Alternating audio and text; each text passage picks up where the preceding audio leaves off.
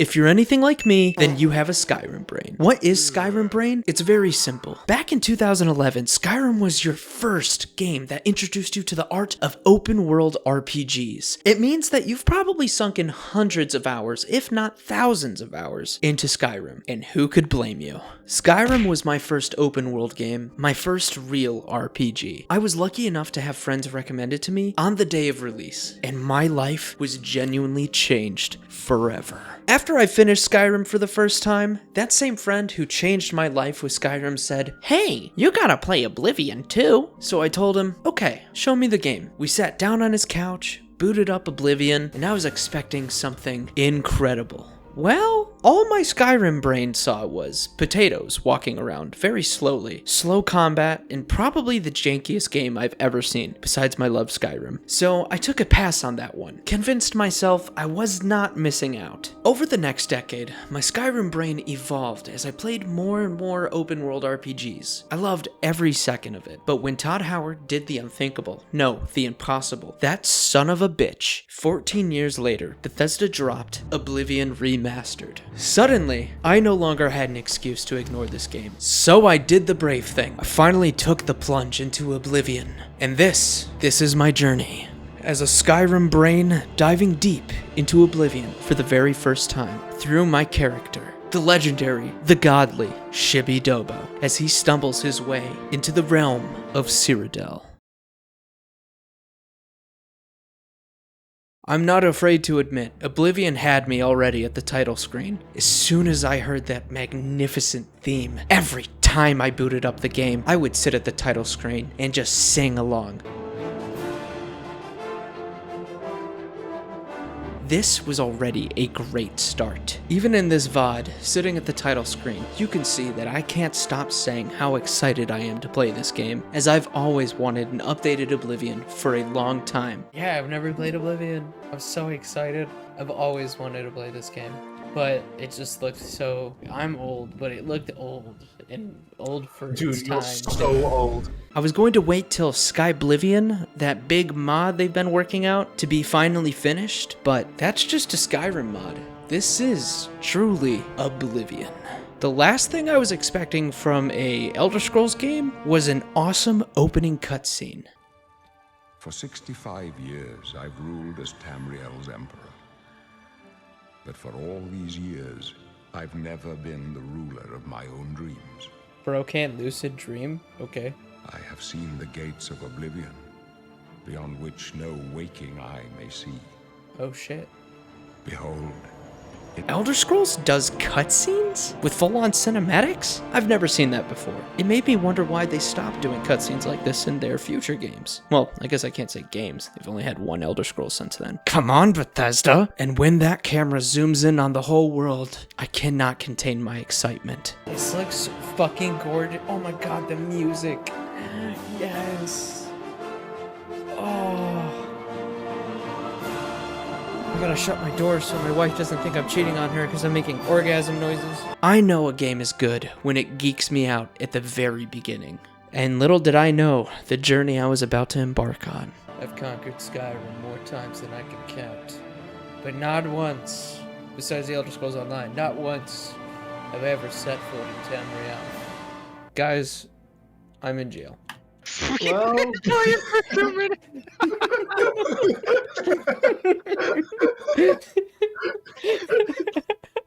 Looking at the brightness screen, how are you in jail? I've been arrested.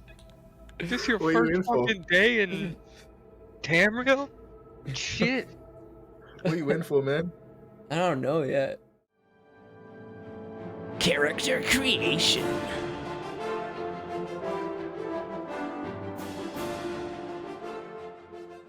Ah, yes, the character creation, the best part of any Bethesda game. I'm not happy to admit this, but I did take the obligatory 45 minutes with this character creator. As always, you must spend at least 30 minutes to 2 hours making your character. I decided that I would be creating a character named Cheydinhal. This is a reference to a character I play in a D&D campaign. Here we started working on Cheydinhal. Shipping? Wood Elf, High Elf, Dark Elf, and Dark Elf, Dark Elf. Cheydinhal the Dark Elf. Yeah, it's his emo arc. I think I'm going. I want to go Dark Elf. I Dark do. Elf, I don't know Dark if I Elf, want to do Dark Cheydinhal. Here we start working on Cheydinhal, the Dark Elf. Ah, he has a really bad headache. Just go boom, boom, boom. Please, God, help me. The adoring Fuck. fan cut. Looking like Jimmy Fuck it. Neutron. I'm not the adoring fan. That's right, Kakarot. I'm back. Dude, go for a Billy Butcher build. Oh, Or Yui. Oi, oh Oi. man, they took my bloody family. Instead of making an abomination, I wanted to make a super serious character, a handsome devil known as Cheydinhal. Cheydinhal looks like if you cross a dark elf with James Gunn. Now that we have James Gunn, it's time to find a way to break out of this jail cell. Jailbreak.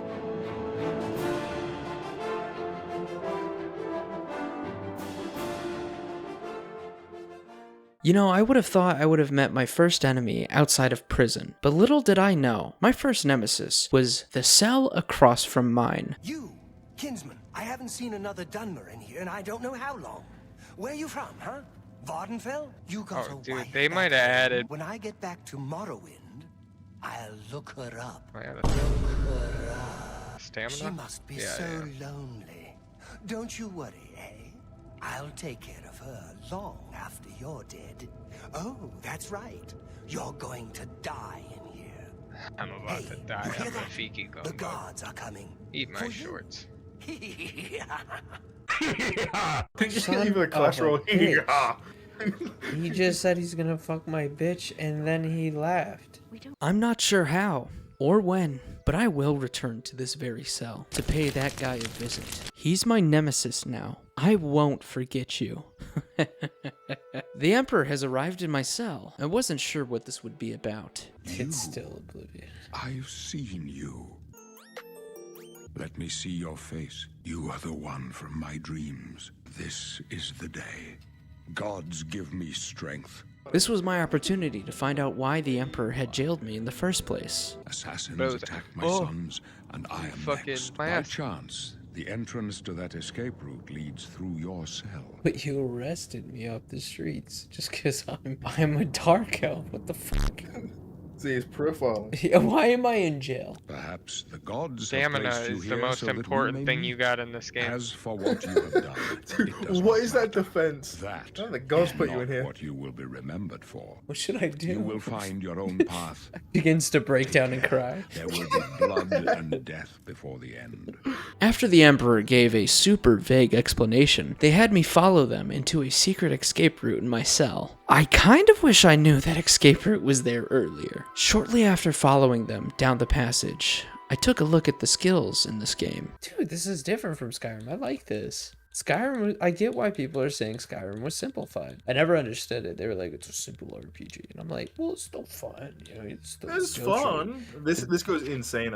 But this better be This is an Elder Scrolls conscience 6. speaking. You can definitely tell that Skyrim was dumbed down for new players, such as myself, as the skills and stats here seem to have more depth, which is something that excited me. Then I encountered my first enemy in this game, the lockpicking system, the bane of my existence and my playthrough. I will talk more about that later. I realized that Cheydinhal is a nobody, someone who can't even kill rats. I was probably a farmer back in the day. This helped me realize Cheydinhal's backstory a little bit. I realized something playing this. Cheydinhal's a nobody, dude. Cheydinhal can barely kill rats. Just a goddamn farmer. I married somebody that I was arranged marriage to. Had the most simple, boring life. Until I got racially profiled and thrown in prison. Simple farmer from Morrowind who was set up in an arranged marriage. Cheydinhal had a simple life, an easy life, until the Imperials, those racist. They racially profiled me and threw me into prison. Little did I know, this was the start of a new life for Cheydinhal. As I begin to fight my way through the sewer, I slowly begin to look the part of an adventurer, putting on armor, looking handsome, With the hood, your character looks a lot cooler. but I still can't swing for shit. It's more like I'm swinging a wiffle bat. Ow! What the hell are you doing, Cartman? I'm killing you, but unfortunately I could only afford a wiffle bat, so it's gonna take a while. Cartman, don't Don't fight a cow, it will only take longer. Just slip into sweet unconsciousness. Hopefully Cheydinhal can learn how to use a sword one day. I battle my way through the dungeon, with many deaths in between then and now, and I meet up with the Emperor and his men. They cannot understand why I trust you. They've not seen what I've seen. How can I explain? Listen, you know the Nine, how they guide our fates with an invisible hand. I've served the Nine all my days, and I chart my course by the cycles of the heavens. The skies are marked with numberless sparks. But then I got to choose my epic birth sign. And yes, I'm a Scorpio. Wink. Wait here with the Emperor. Guard him with your life. Finally an opportunity to prove myself to these blades. They've given me the super important task of protecting the Emperor's life. Luckily, I'm someone who got all the achievements in all the Spider-Man games, so you could say I'm qualified with protecting lives. I've watched Superman 17 times by now. You could say I'm a hopeful protector. Probably. Stranger. And he's dead. However, before he died, I was told to take the Amulet of Kings to Jaufree. I shall complete this noble quest as quickly as possible. I failed. Yeah, you failed. The blades I are did my sworn job. to protect the Emperor. Now he and all his heirs are dead. Yeah, totally. It was you who failed, Barris. I did my job perfectly. You saw nothing. I've made it to the part in an Elder Scrolls game where I get to pick my class. Hold on a second. Did you say a class? That is so fucking cool. In Skyrim, you couldn't choose a class or anything like that. They treat you like a low IQ baby in Skyrim. They give you a sword and a helmet and they go, haha, have fun. Oblivion is like that cool uncle that gives you the keys to his beloved Ford F-150. Then he asks, where do you want to go? There is no classes in Skyrim, but Oblivion can provide that to you. What if you don't like the classes that they have for you? Now hold on, I know what you're thinking, viewer. You probably pushed up your glasses and raised one finger and said, V Phantom, what if I don't like the classes that they provide for us? Well then, hold on to your bow tie, because you can just go ahead and make your own custom class. Why would they remove this feature in future Elder Scrolls games? It makes no sense to me. It feels like Skyrim was less of an RPG without this mechanic. So, I made a custom class. Instead of going with Battle Mage, I created my own, the Blade Mage. Yes, it's different from the Battle Mage. How? I don't have to explain that to you. It's a trade secret. Make your own fucking Blade Mage, viewer. But honestly, I just wanted to be someone who could use a blade in a lot of magic. Thus, now we have Cheydinhal being set on his quest to take the Amulet of Kings to stop the Oblivion invasion. I shall do so with the path of the Blade Mage. You must get the amulet to Jaufree. Take no chances, but proceed to Wayne Priory immediately. Got it? Don't worry, I will be proceeding directly to Wayne Prior immediately with no delays. This will be my main focus, and I will not deviate from the main story, as the Oblivion invasion is a huge pressing issue, and I'm a responsible Cheydinhal. Oh my god, what's this? A dungeon? Another dungeon? Ooh, a mud crab. First steps. Then there's that iconic Elder Scrolls moment, the first time you step out into the open world. The sun is shining, the birds are chirping, and I have to say, for a game that was released in 2008, they did a wonderful job remastering it. This is fucking gorgeous. Please excuse my French, but my first challenge was a mud crab. Now, something that surprised me about this game that Skyrim didn't do is that all the major cities are already on your map, as if you traveled to there already. So you can fast travel to them, like, right now. You can fast travel to places already? Brandon, if you want, you can fast travel across Tamriel right now. You could start the game anywhere. Which is crazy. I am a lover of exploration, so I don't know how I feel about that, but I'm sure that's a welcome change for a lot of different players. You know, like those betas who can't even walk across the map. Oh, your little feetsies get tired. Womp womp. The world is mine to conquer. The world is now mine to explore. Before I go any further, I need to answer an important question for myself. How the heck do I level up? There's no button for it. I'm looking for it. Where is it? How do I level up? Turns out, it's pretty simple. All you have to do is sleep in a bed. Then you're able to level up. At least they gave the mechanic of sleeping some relevance, rather than it being a useless mechanic. Just as useless as Sakura. Except for that sorcery fight. Chef's kiss. My point is, I never slept in Skyrim. Rarely. So this game gets points for that. Good on Bethesda for that. Yeah, good on them. Then, I entered my first dungeon. Look, I know I said I was heading straight to Wayne and Pryor, but a little detour won't hurt, right? There's my nemesis, the greatest challenge in all of Oblivion. A lock.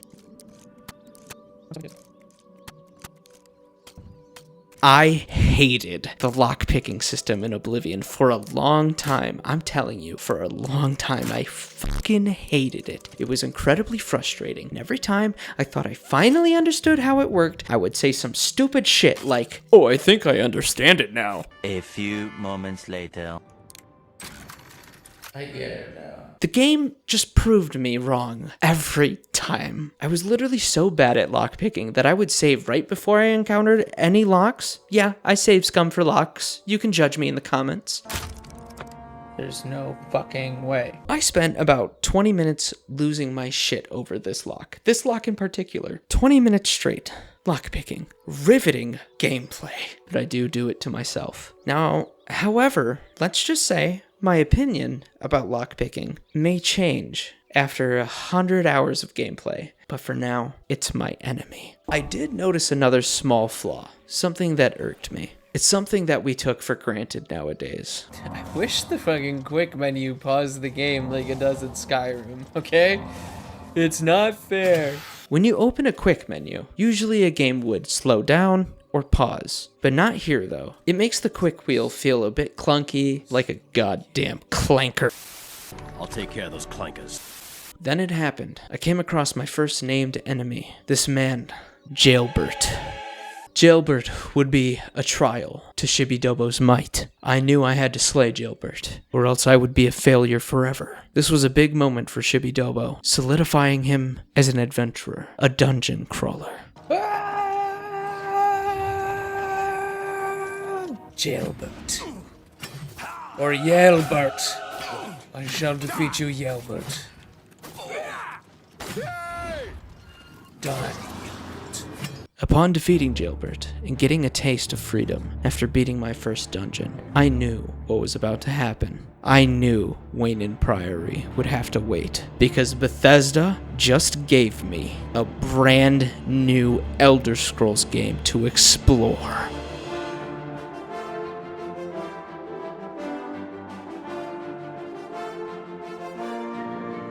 Exploration Arc. That's when it hit me. That wave of freedom. I felt more free than a redneck tailgating and NASCAR race. I could go anywhere, and I could do anything. I haven't played a new Elder Scrolls experience since 2011. A chance to explore and discover new things? The world is my oyster. And I must say, Cyrodiil is beautiful. The open world is so beautiful and detailed. I even noticed the northern lights in the direction of Skyrim. The northern lights of Skyrim. Is that really the direction of Skyrim? Hell yeah, it is. That actually is. That's cool. Which I thought was an awesome little detail. It made the world feel real. We have now ascended to level 2. You've ascended to level 2. Shibidobo is taking one small step for himself in one giant leap for his adventuring journey. I need to be open and honest with you viewers. I was never going to Wayne and Priory. I knew in my heart that was a straight up lie. Something you should know about me. I explore a lot for no reason.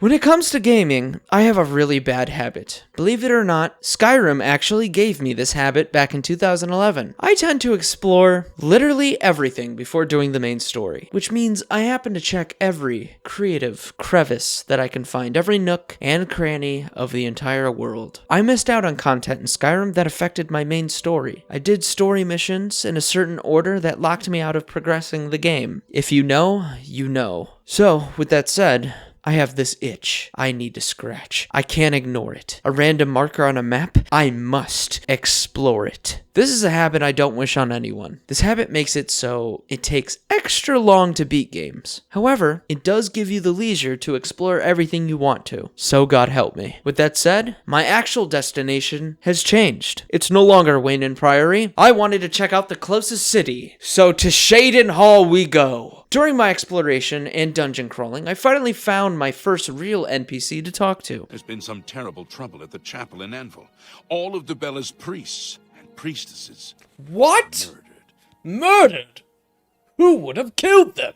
It was some guard out on patrol. That's when I discovered a brand new mechanic that I've never seen in any Bethesda game. We'll call it the conversation wheel. It's a neat little mechanic where you get to try and rizz up any NPC you come across by staring at their face hole. This is quite interesting and kind of a fun minigame. However, as you can see from my first time, I did poorly. Not even a little bit. No, I pissed him the hell off. I'm not impressed. I know you're not.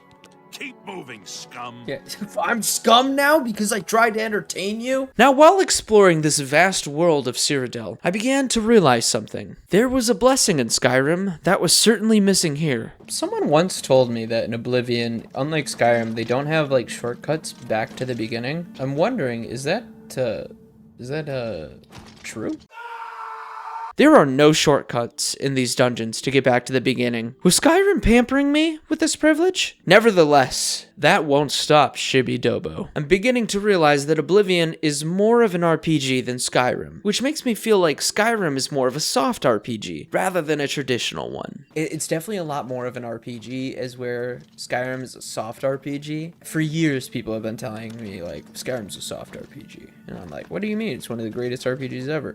I get it now.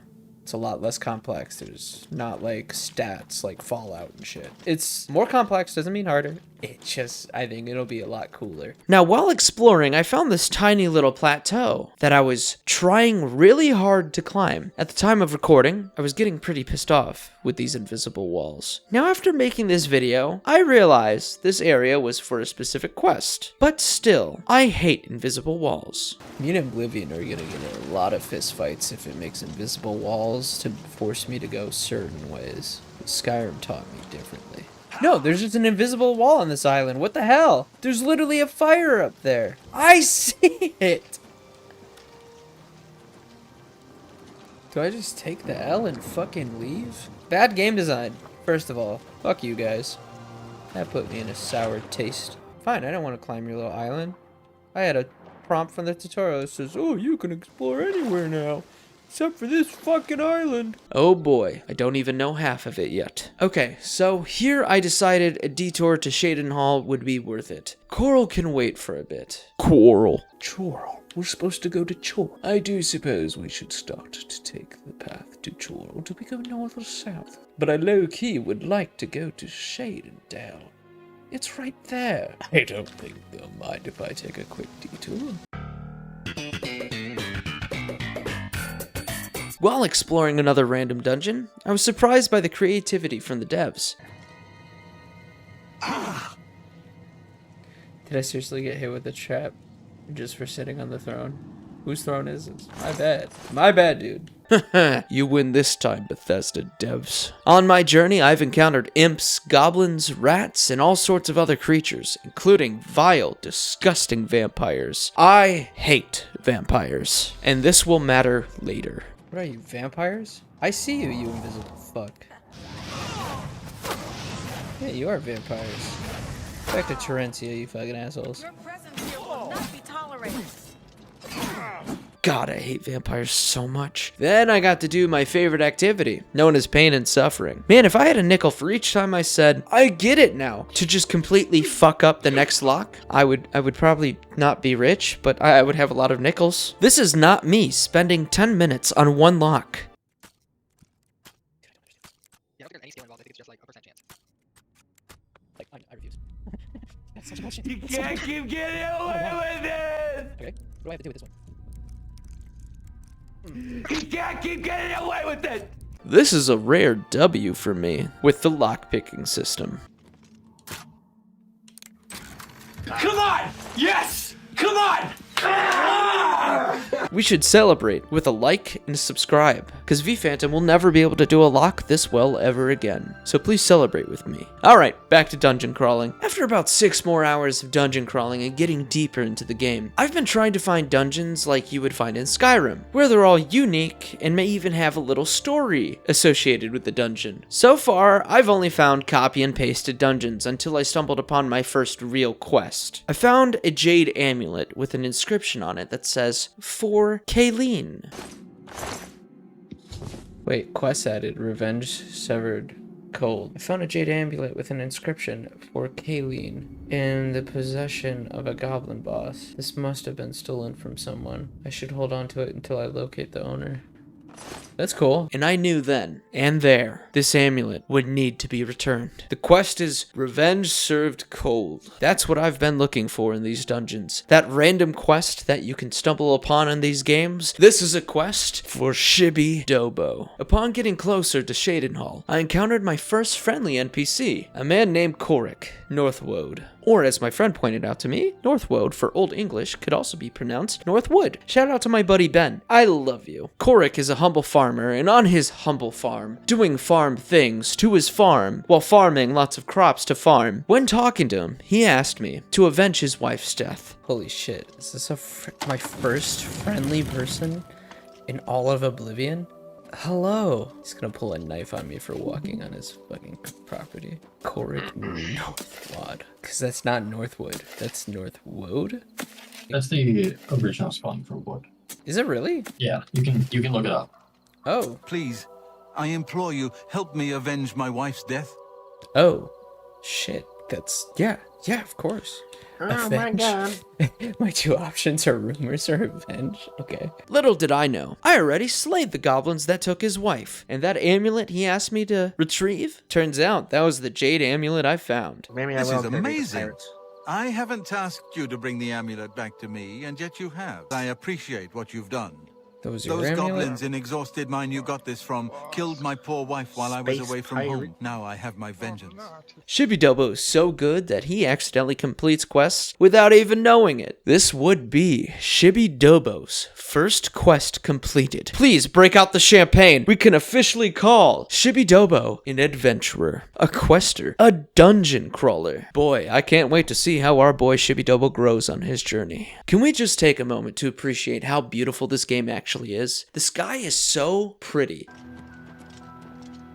As always, the sky looks fucking beautiful. It's hard to believe they were able to remaster this game. Anyway, after exploring my way to Cheydinhal, I made it to their stables. Then I greeted Tovis, the stable master. I could tell you our blacks are the fastest, toughest, most reliable. What did this guy just say to me? I could tell you our blacks are the fastest, toughest, most... What? I didn't realize Cheydinhal was that kind of town. Okay, alright, okay. Then there it was, the front gate to Cheydinhal, the first city that I'd get to see in Oblivion. This was a major moment for me. I can feel the quests within its walls waiting to be completed. Thus begins the new arc, an arc I'd like to call the Cheydinhal Arc. The Cheydinhal Arc! The Cheydinhal Arc! The Cheydinhal Arc! Entering Cheydinhal was incredible. Definitely different from the architecture than anything I've seen in Skyrim. It was a nice change of pace for once. However, Shibby Dobo has arrived to his very first city to explore. I was able to meet the intellectuals around Cheydinhal. Rather than those Viking Nords, I'm dealing with a more refined culture in Cyrodiil. Flying in the sky, cliff racer fly so high, fly. The hell? What are you? How's that? Time is it? When exploring Cheydinhal, I may have come across something I wasn't supposed to see. I've seen one of those. We're to the Dark Brothers Sanctuary. What? They just tell you that? What the fuck? Perhaps maybe I'm a little too good at exploring. Let's just leave this here for now. After making my way through the city, I met someone named Cyrodiil. It would seem that Cheydinhal is having a bit of a problem with taxation. Ever since Ulrich Leland took over the captain of the guard post, this city's gone downhill. It's getting almost scary to walk the streets. The guards have imposed new, ridiculously heavy fines for every infraction under the sun. They almost seem to make up laws just for charging fines.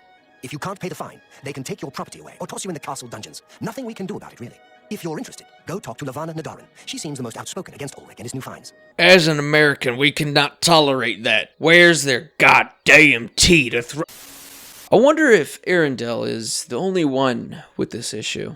Ever since Ulrich Leland took over the captain of the guard post, the city's gone downhill. The guards Getting almost scary to walk the streets. The guards have imposed new, ridiculously heavy...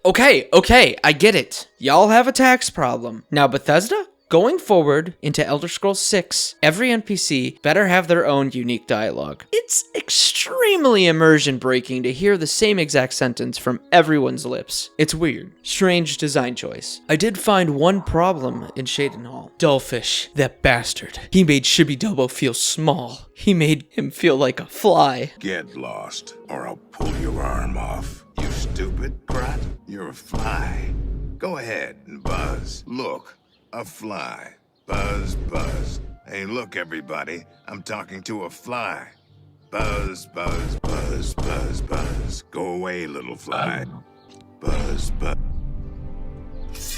I don't remember you, dude. Don't worry, I didn't take notes here on Dullfish to make sure I don't forget to pay him a visit again one day. Cheydinhal would never be that type of person, so, why did it make it into the script? That's a question for a different day. Anyway, after going further through the town and definitely not wiping my tears after Dullfish, I finally found my first cool quest. Poor Tivola. I hear she's burning Cheydinhal inside out, looking for her husband Ryth. I hope nothing bad has happened to him. Ryth Lathandis is one of the greatest painters in all Cyrodiil. Sadly, he's gone missing. His wife Tivola is beside herself with grief. I need to check up on a famous painter's wife, because apparently this famous painter himself went missing? This is a job for Cheydinhal. Cheydinhal so far has held his own in a fight. So when I walked into the Fighters Guild, I thought to myself, I have no choice but to stop inside. Upon asking to join, they let me in, just like that. Who knew that's all it took, was just me asking? What do you want, a job? If you want it from me,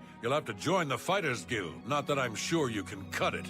This guild is going to hell in a hog cart. Look at what they give me. Are you interested in joining?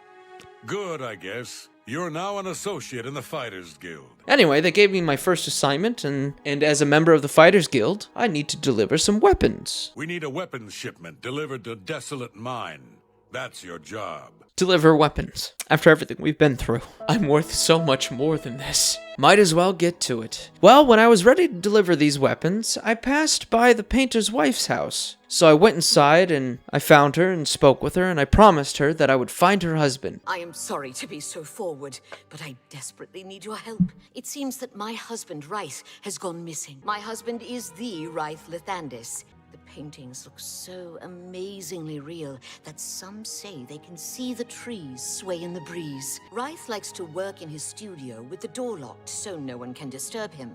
He usually comes out to eat dinner and sleep, but 2 days ago he didn't come out at all. But when he didn't come out for a full day, I unlocked the studio with the key he said to use only in emergencies. It turned out he wasn't inside. So I have no idea where he's gone. The weird thing is, she said he locked himself in his studio and just disappeared without a trace. And his studio is locked. How did he leave the studio if it was locked? I thought this was very strange. So when I investigated his studio, I found the last painting he was working on. And then, audience, I have something embarrassing to admit, but I slipped on a banana peel and fell headfirst into the painting. And I kept falling. And fell into a whole new world. Shut up, Aladdin. After slipping into this painting, when I finally woke up, I found this tiny Oompa Loompa named Ryth. Turns out he's the famous painter. Okay, I won't lie. When I entered the painting, my first reaction was, holy shit. I think that's a good sign that this is a banger side quest, and it made me excited for what other kinds of unique side quests I'm gonna come across in Oblivion. Ryth went ahead and gave me the whole background on how a thief locked them both in this painted world, and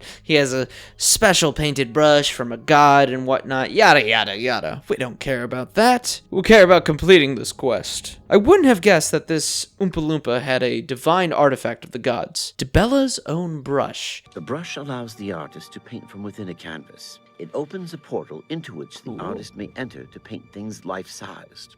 All the painter has to do is have the brush in his possession, and whatever he imagines appears in the canvas. That means maybe after this quest, Ryth can paint me a real-life, lusty Argonian maid for absolutely no reasons, but scientific ones. However, this brush is very dangerous. Turns out the thief created some trolls in this painted world, and those trolls ended up killing him. So I'll have to do some troll hunting to get that brush back. And believe it or not, this will be Cheydinhal's first time fighting trolls. As a new aspiring hero, I venture forth and dispatch all of these trolls with ease. Then I retrieved the brush of Dibella. I resisted the temptation to create my own lusty Argonian maid, and I returned the brush to Ryth. He painted us a way out of here, and we promised to never speak of this strange events ever again. I don't know how to thank you. You have a good heart to help me get back home. All I ask in return is to keep the brush's existence I'm telling everybody. Then it happened. Cheydinhal completed his first unique side quest. We're becoming a more capable adventurer by the minute. Okay, we've still got some weapons to deliver, so we should probably get back to that. Okay, maybe just one more stop before we deliver these weapons. I found this gentleman named Falcar, who happens to have a stick up his ass. He reluctantly allowed me to join the Mages Guild as an aspiring blade mage. Are you sure you're up to it? You seem a little slow. Very well. You are now an associate of the Mages Guild. Falcar reluctantly allowed me to join the Mages Guild, and you know, I'm a blade mage, so obviously I would like to move up in this guild, to advance, to become more educated. To advance in the guild, you'll need recommendations from each local guild hall in Cyrodiil. What do you have in mind? If you manage to actually receive the recommendations, you'll be eligible for entrance to the Arcane University. I shall be quite surprised as well. Cheydinhal's a likable guy. I don't think we'll have a problem winning over each guild hall. We'll do our best. Falcar isn't going to give me a recommendation unless if I do something for him. He wants me to retrieve the Ring of Burden. Are you prepared to do what is necessary to gain a recommendation from me? There was a particular Ring of Burden I was testing some time ago. Another stupid associate somehow got his hands on it and managed to misplace it. If I didn't know better, I'd say he purposely tossed it down the well behind the guild hall. You will retrieve this ring for me. Wow. I wonder why it's called the Ring of Burden. Somehow this ring gets tossed into a well. This doesn't sound sketchy at all. Right before I left to go find this Ring of Burden, Dietzen pulled me aside before I could head out. She thinks Falcar is trying to kill me. If I didn't know any better, I'd say he's trying to get you killed. Well, who could have predicted that? He gave poor Vidkun the same task, and we never saw him again. As the last person he sent on this quest went missing. Guys, what? Falcar wants to hurt me? But he was such a nice guy. I just can't see it. Falcar would never betray me. So, I found this well. I tossed Dietzen's worries to the side. The ring should be in there. So I dove into the well and didn't expect to be underwater immediately. Hello, how are you? I am under the water.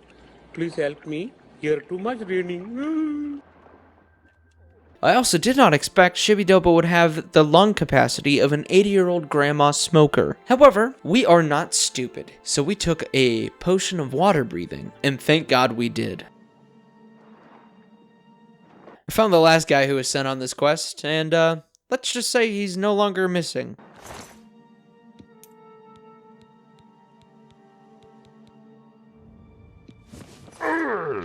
I took the ring off of him, and I learned why it's called the Ring of Burden. I became over-encumbered immediately, and if I didn't drink that potion of water breathing, I would have died. I'm starting to think maybe Falcar is trying to kill me. Huh, would have never have guessed. After returning to hurt Falcar myself, Dietzen told me that Falcar is gone, and when they confronted him about what happened to Vidkun, the guy that they last sent, the last recruit, he got all angry and, well, he stormed out. And now he's just gone. I'm just so tired of the way we've all been treated by Falcar.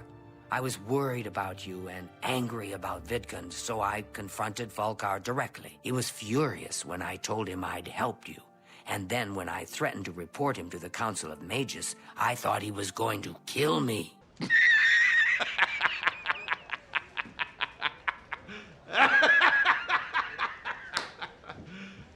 You serious? He flew into a rage.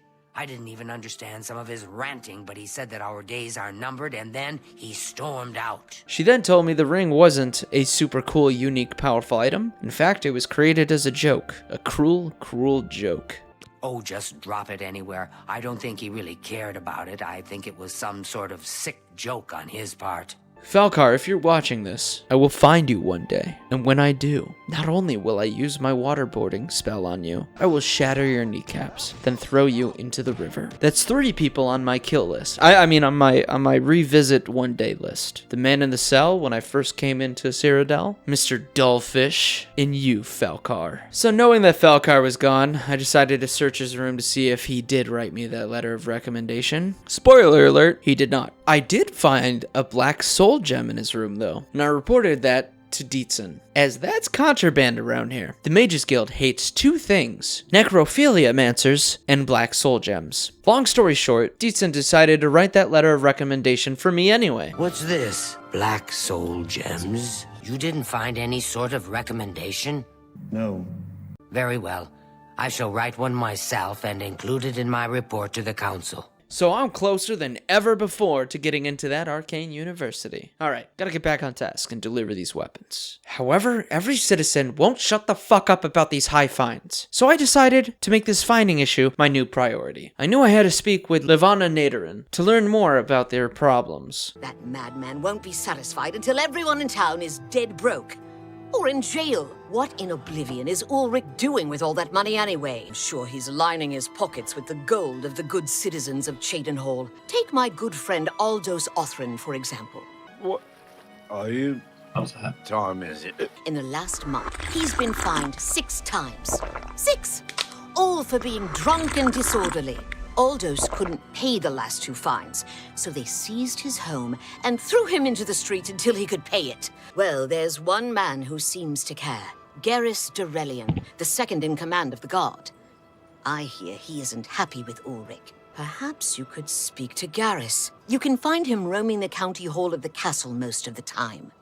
So let me get this straight. This Ulrich guy is just finding people and throwing them into a jail cell for the silliest crimes? Our boy Aldous was thrown in jail for public intoxication? I can't stand for this, because I'm a defender of public drinking. I guess I'm gonna have to go talk to this Garrus Durelian guy and see if he can help me look into Ulrich. On my search to find Garrus, this strange man approached me about this Iliad statue that I sold earlier. Allow me to introduce myself. My name is Jolring. Hello. I come on behalf of my master, Umbacano.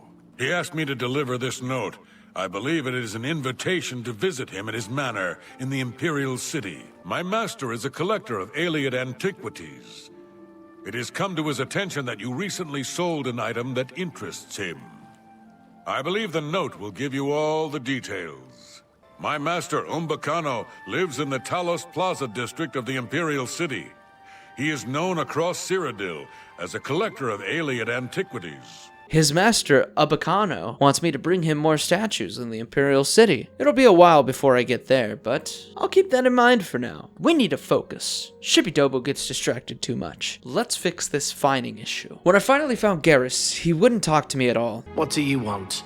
I can't say I'm prepared to speak to you about that. So I had to use the oldest trick in the book and offer him my Pokemon cards. Ulrich is definitely up to something. Every day we take an exorbitant fines we from get the the people. hacksaw. The things he has in there could never be purchased on the captain's salary. And then he would talk to me. Garrus had noticed that Ulrich has been wearing more bling and buying more Labubus. You know what I mean? You know what I mean? He's been spending a little bit of dough, which he certainly shouldn't be able to buy a Labubu with his salary. The person I'd love to bring in as a witness is Aldous Othran. That is, if we could sober him up for 5 minutes. We need to get Aldous to agree to become a witness. Nothing else can be done. Okay, so the plan is we gotta find the town drunk Aldous and make him agree to being a witness to Ulrich's corruption. Okay, surprisingly, it's hard to find the town drunk, especially when he's not drinking. I'll have to look for him during the happy hour. For now, I should probably deliver these weapons to the Fighters Guild team. So that's what I shall do. While I'm delivering these weapons, I've been playing Oblivion for about 9 hours at this point, and here you can get my raw dog opinion. I'm about 9 hours into the game, and yeah, I do recommend it. It's an older RPG. It's like an old game with a new coat of paint, you know? It's still an old game, but they definitely optimized it and made it a lot more modern.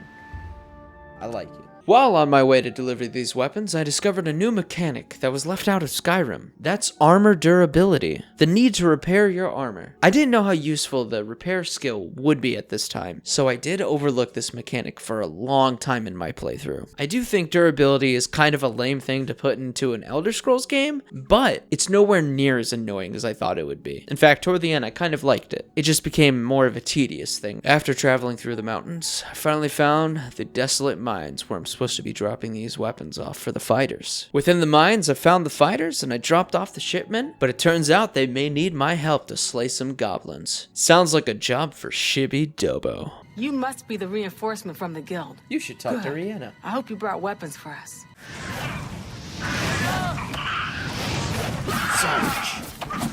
The only good goblin is a dead goblin. I've made all the goblins good. Time to cash in on my reward and return to Cheydinhal. You know how I'm great at staying on track? Well, I may have accidentally stumbled into Lake Arius Caverns. I have no idea what this place is for, or what this questline is for, but I found a mythic Dawn doorkeeper. He really wants to tell me that dawn is breaking. The doorkeeper, that's not fucking ominous.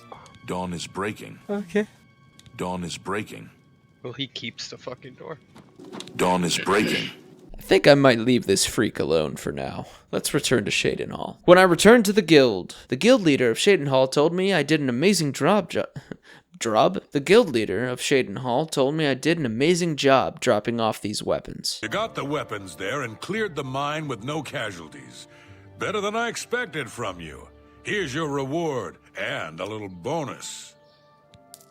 You have done well so far. I hereby promote you to apprentice. Good luck. Yes! Since no one died, I got a bonus, except for all those goblins. Now I'm an apprentice of the Fighters Guild. Apparently, my next Fighters Guild contract is all the way in a town called Anvil, and it will be a while before I make my way to Anvil. Before I can leave Cheydinhal, I still need to find Aldous and convince him to be a witness against Ulrich. Who are you? That stupid swit. Throw me out of my home, Willie. I'll show him a thing or two about messing with an author. All I did was fall down, sure. Maybe even vomited on the floor of the tavern. Charge me 6 times, Ulrich. Charge me, you fetcher. Well, I'm not standing for this anymore. Yeah. You come with me and I'll show you what the Authorans can do on the backside of the wall. It would seem I fired up Aldous. He'll be on my side and we'll stop Ulrich together. He wants me to watch as he gives Ulrich a piece of his mind. Let's follow Aldous. From afar, I watch Aldous as emotional support, and he walks up to confront these guards. And I'm thinking, Aldous is about to get his house back. Until Aldous seems to be escalating the situation. This is my house. Get out of the way. Move, I say. Sir, this property has been seized by his lordship, the Count of Cheydinhal. Leave immediately. I said move. By my ancestors, I'll put you on the ground with a split lip. Sir, I must warn you that threatening a city guardsman is an offense punishable by a fine of no less than 50 gold. Pay, or be jailed. You swit. How dare you? Ulrich be damned. He can take his fine and stuff it up his backside. You've been warned. You're now under arrest. Please, come with me. I'll go nowhere with you, betcha. Look, Pim. I know it's our job to help this guy and everything, but I think this guy's a lost cause. Nowhere! Oh, Do shit. your worst.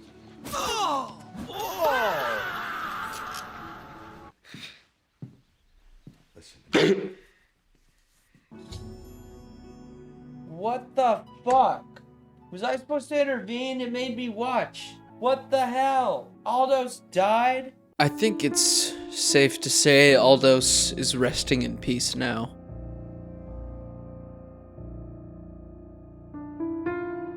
This moment, I won't lie to you, viewer, this was probably my most memorable moment and favorite moment in my Oblivion playthrough. What was your fucking plan? Dude, he literally looked at me and said, just watch this. Aldous' death was hard on Cheydinhal, so I did the only thing I knew I could. I buried Aldous in his flower bed, next to his house. Rest in pepperonis, my friend. I don't want to stare at you fucking corpse throughout the whole game now. Come with me. I'm gonna bury you in the flowers. Ulrich, Ulrich, whatever. I don't care how you pronounce your name. I'm coming for your corrupt ass. I had to break the news to Livanna about Aldous' passing. She did not take the news lightly, as Aldous committed suicide by cop. Aldous got really drunk and then threatened to stab a guard and got himself killed, and I buried him behind his house. I'd grown to become fond of him. I wanted to take him into my house. Ulrich must be dealt with, and actions speak louder take than you a words. mile away. Go tell Ulrich that I have some information that incriminates him. Tell him to come alone or he won't get it. Then lead him here, and I'll do the rest. You sound like you want me to help you kill some. I mean, Ulrich's a bad. I don't know. This doesn't sound like adventurer business. I'll make the necessary arrangements for his burial. I already He'll be did. buried next to his poor wife. Oh, okay. Well, you have to dig him up from the flower bed. This is me explaining to my friends in Discord that Aldous committed suicide by cop. Suicide by cop or whatever. He reached for the guard's sword. Stand clear.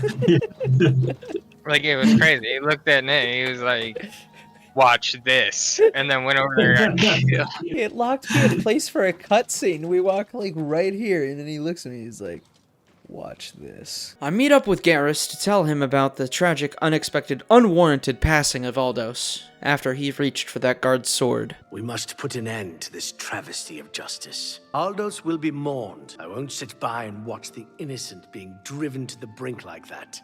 Something must be done. Livanna has always been quick-tempered. You must reconsider her plan. It can only lead to prison for her and for you. I swear that Ulrich will pay for this. We must handle this carefully and prove to the Count that he needs to be arrested. The evidence we need to incriminate Ulrich must lie within his quarters. You must sneak in there and retrieve it without being seen. If you're caught, there isn't anything I can do to help you. Garrus tells me there's only one thing we can do left now. He asked me to sneak into Ulrich's office and steal some evidence that would prove that Ulrich is guilty. It's time for Cheydinhal to become a very sneaky boy. I do some sneaking and make my way into his office. I find a little letter from Ulrich that shows he's actually stealing money and overfinding the good citizens of Cheydinhal just to send money back home to his family. That piece of shit. So I took this to Garrus immediately. You're back. Good. Did you find the evidence? Oh, yeah. It's all coming together. This letter will spell his undoing when I present it to Count Indaris. Splendid work. Splendid work indeed. I must hasten to the Count and deliver this immediately. Please, meet me back at the Cheydinhal Bridge Inn in about 2 hours. With this newly found evidence, he'll present it to the council, and hopefully we can put that man away for good. After meeting back up with Garrus after a little bit of a skooma binge, he gives me the whole rundown. After speaking to the Count, and in light of the evidence you recovered, Ulrich has been removed from his post and arrested. Many guards are coming forward with more evidence of his greed, so it's safe to say he'll be spending quite a bit of time in the city dungeons. The Count and I thank you for helping bring Ulrich's hold on Cheydinhal to an end. On behalf of the people of He's gonna Cheydinhal, kill the dragon with this thank piece you. of meat. This shit's crazy. Ulrich got what he deserved. He's rotting in the dungeon as we speak. And I even got rewarded with some gold for my exposure of Ulrich. It would seem I've been quite good to Cheydinhal. I won't lie to you, viewer. I did go down to the dungeon just to rub it in Ulrich's face. Come to gloat, eh? Yeah, I did come Well, to you'll blows. get no apologies from me. Loser! You're a loser! Are you feeling sorry for yourself? I don't want any apologies. Fuck you. You better hope I never get out of here.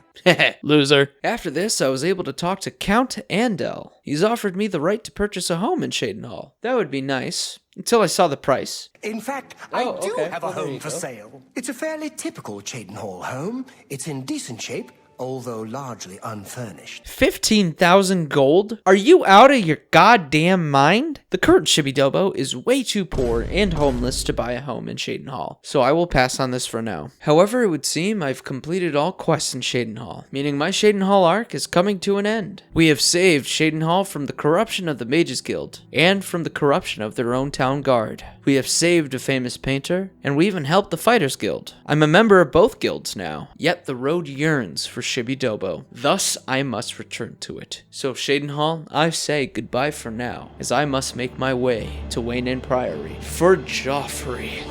For Jaufree. For Jaufree. To deliver the Amulet of Kings to Jaufree.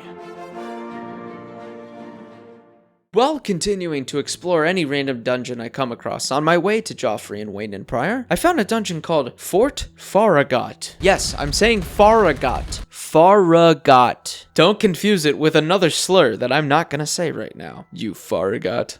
And I found something quite interesting. Wait, what? I know that banner. Oh, shit. This is the Dark Brotherhood's place. There's a chamber here that belongs to the Dark Brotherhood. I'm assuming that this is for a quest down the line, but it's cool to be able to find these secrets in the world. I spent about 10 minutes trying to lockpick, and after failing many times, I finally succeeded to find 10 gold. I got it. 10 gold?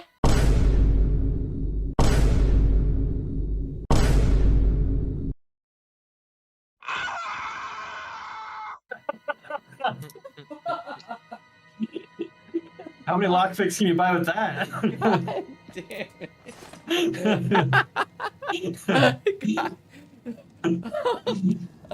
I end the stream over that. This infuriating discovery made me want to go back to exploring, and I will direct that anger toward any helpless creatures I find in this forest. Continuing my way to Jaufree, I came across Azura's Shrine, the Daedric Lord. This might be my first Daedric Shrine that I found. Apparently, Azura will grant me an audience if I bring her glow dust. I shall return one day, but for now, let's continue hitting the road. While traveling, I discovered the most notorious enemy in my early game. The thing that killed me the most early on. No, it wasn't the lockpicking system. The entity that gave me nightmares until Shibby-Dobo was ready to fight one truly. Oh god. The Will-O-Wisps. What the fuck is that?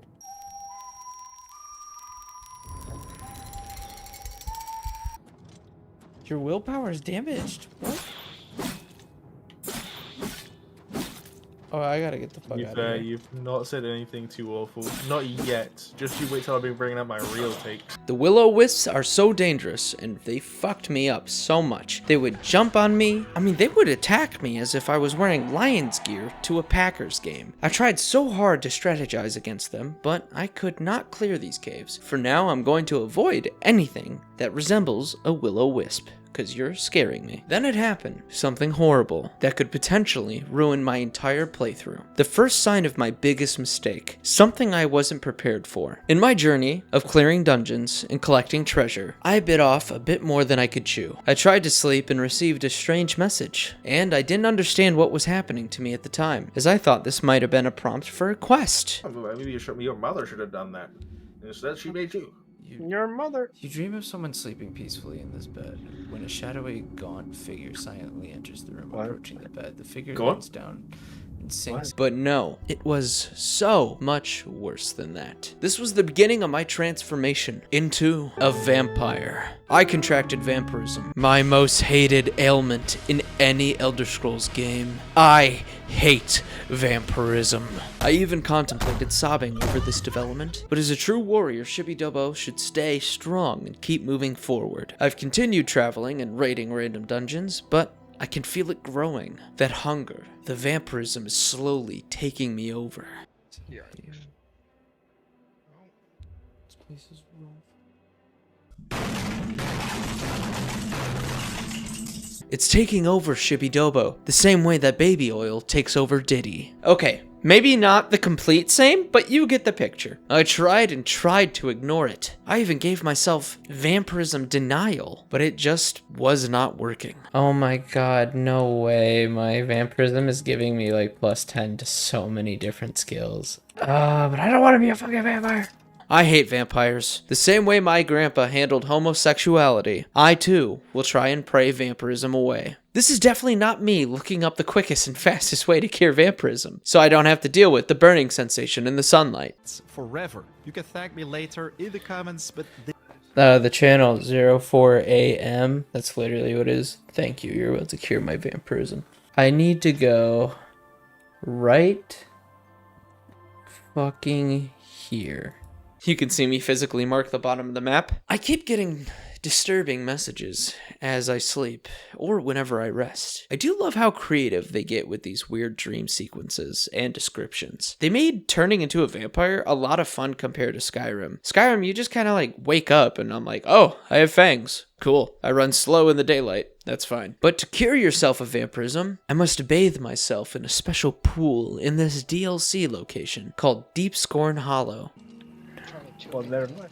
The Master Stream. I make my way to Deep Scorn Hollow of my own knowledge and not looking it up at all. Why would I do such a thing? Don't you dare accuse me of that. And I find a secret entrance under the water. Okay, many of you may call me out for this, but listen, I hate vampirism, and I wanted it gone, as Markiplier can tell you. You don't want to be like this. This is disgusting.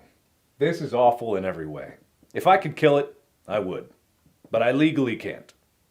But I've considered it. I hate vampirism, and I wanted it gone, like my student debt. If I could just bathe in a pool and have the government forgive me for all my student loans, I would. And for the vampire cure quest, it's telling me I need to go into the Arcane University. But I can't spend all these hours as a vampire trying to get into the Mage's University through the Mage Guild questline, just to cure my vampirism. At least, that's how I thought it originally worked. While exploring Deep Scorn Hollow, I encountered something that my immortal mind could not handle or comprehend to this day. Holy fucking shit, dude.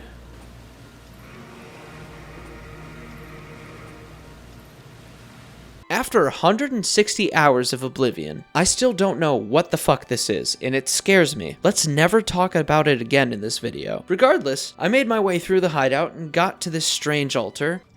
It's way easier in this game, thank God. Look at that. Yes.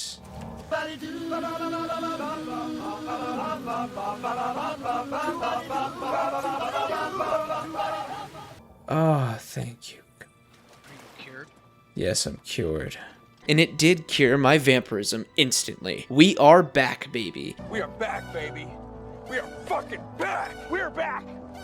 Classic. Now I can return safely to my mindless crawling of dungeons on my way to Jaufree. Upon returning to the wilds of Oblivion to explore and obtain loot, I came across this very cool tower called Frostcrag Spire. Oh, I got a quest.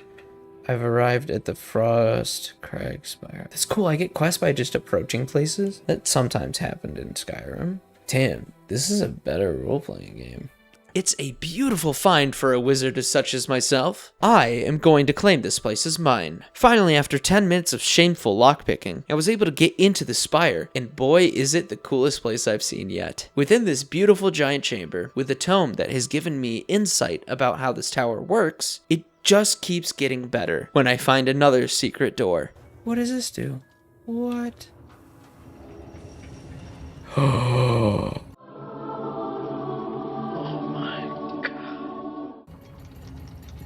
Dude, what? There is nothing like this in Skyrim. There are portals in my tower to every location. Yes, my wizard tower has portals to every realm in Cyrodiil. I can make my own spells, my own enchantments here. I have my own living space, and I have an alchemy room. This is a wizard's wet dream. Thank the heavens that I am a blade mage. Dude, altar of spell making. I can make my own fucking spells? Are you shitting me? Not only is the inside beautiful, but with rooftop access, it's an even better view. You can see all of Cyrodiil here. This is Cheydinhal's new home, his castle, his fortress, his man cave. Now that Cheydinhal has a true home in the highest point in all of Cyrodiil, we will have to return making our way to Jaufree, as we made a promise to the Emperor. Here we can take a look at how far I've traveled. We've pretty much explored almost all of northeastern Cyrodiil. Dungeon crawling, cave looting, taking on all the ruins with all the treasure. We've become a well-rounded adventurer. Jaufree will be happy to know that the King of Amulets was trusted to someone who has become, quite literally, him. Now to continue making a name for myself in Cyrodiil. On the road, I came across Roxy's Inn, a little nice inn. I talked with the owner, and Malin goes on about this Raylan, the grave finder, and he has to die? I don't know how to make this request any simpler, but to put it bluntly, Raylan, the Gravefinder, must die. A few months ago, that witch of a necromancer decided to inhabit Moss Rock Cabin just north of my inn. I don't know what she does in there. Frankly, I don't want to know. However, I do know that after she arrived, the woods at night became unsafe. I've seen undead of all types walking in the dark woods near the cave entrance. Her death pays a handsome bounty. I hope you'll take advantage of the opportunity. I guess you could say a necromancer's bad for business. I'll have to talk with this Raylan. It's on when I... And she's dead. I realize it's in poor taste to celebrate anyone's demise. After telling Malin about how hard it was to kill Raylan, she has given me a nice price, some good gold. This was the first time I killed for money, and it felt great. Cheydinhal needs more work like this. Don't worry, Jaufree. I'm making my way to you as we speak, slowly but surely, prioritizing you without any stops or breaks along the way. Oh look, a nice little village with invisible sheep? This has to be a glitch. There's an invisible fucking sheep. Why is there invisible sheep? Wait, everyone here is an invisible? While I'm bothering this invisible town, this person, Dirim, approaches me. As you can see, I might be snooping around. We have a small problem that we hope you can help us with. You may be wondering why you can't see me.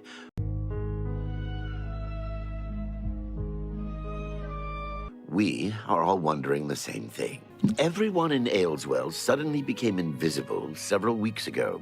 It was sort of fun at first. We're sure it was Ankatar's doing. We can't find him. If you can help us, we will be extremely grateful. Apparently this Ankatar, a local wizard, is to blame for all of this. He turned everyone invisible and then just left, like a thug. Well, I guess I'll have to find him and kindly ask him to reverse the spell. Luckily, Ankatar's place was nearby, so it was just a small fort south of the village. I had to take care of some of his other experiments. Wizards are always experimenting. Ankatar lays out the whole situation, and I don't blame the townsfolk for complaining about this guy. Ankatar is weird, strange.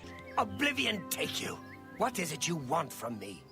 Who are you? Everyone in town. That must have been what all the shouting was about a few weeks ago. I'm afraid I was engrossed in an experiment that required my full attention. I came out here to get some privacy for my research. Instead, I was constantly bothered by the local peasantry. The explosions are scaring the sheep, or a plague of rats ate all our crops. The invisibility...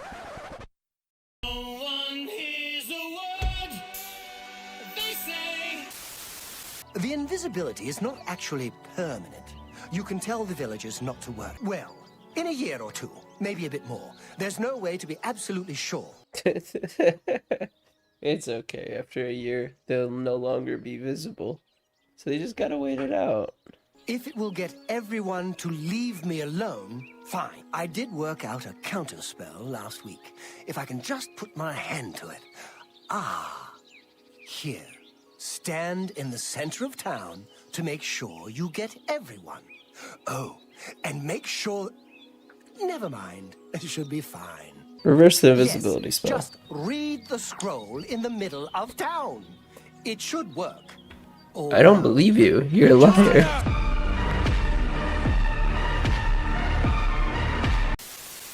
It might be best if you wore this ring while you were casting the spell. I make them myself. Very useful for this kind of research.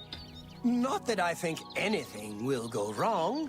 Serious side effects are highly unlikely.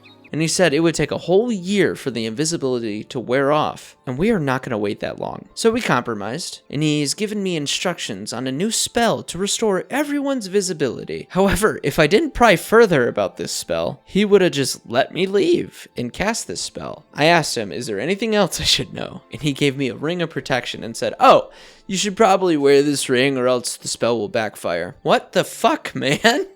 You should have led with that. Damn, I feel like wizards are just making shit up all the time. Anyway, let's give it a try.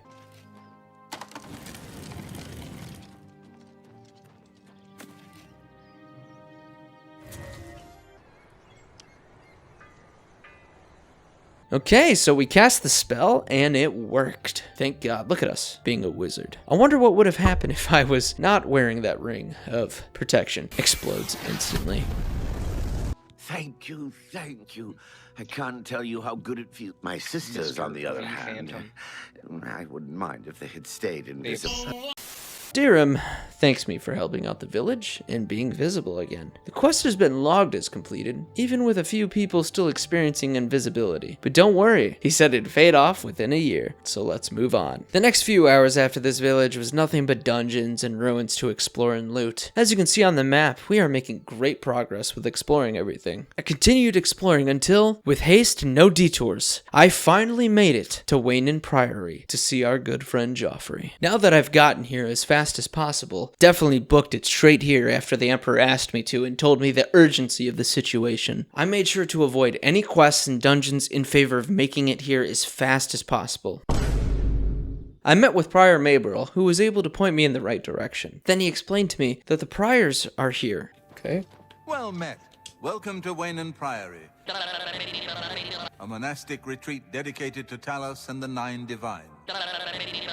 I'm Prior Maberl, head of our community, and responsible for all our religious and secular affairs. Then he told me a little bit about his job, that here is to spread the good word of the good Lord Jesus Septum Christ. To be honest, I was just happy to learn that Jaufree was real and actually here. Finally, I'm about to complete my first main quest. Let's finally complete our first main quest. You haven't completed a single main quest yet? No, because it was, look, it started me over here. The first main quest wanted me to go over here. I went all the way up here. I decided to explore the entire map. I just wanted to see what the Heartlands were like. I love the way you play games.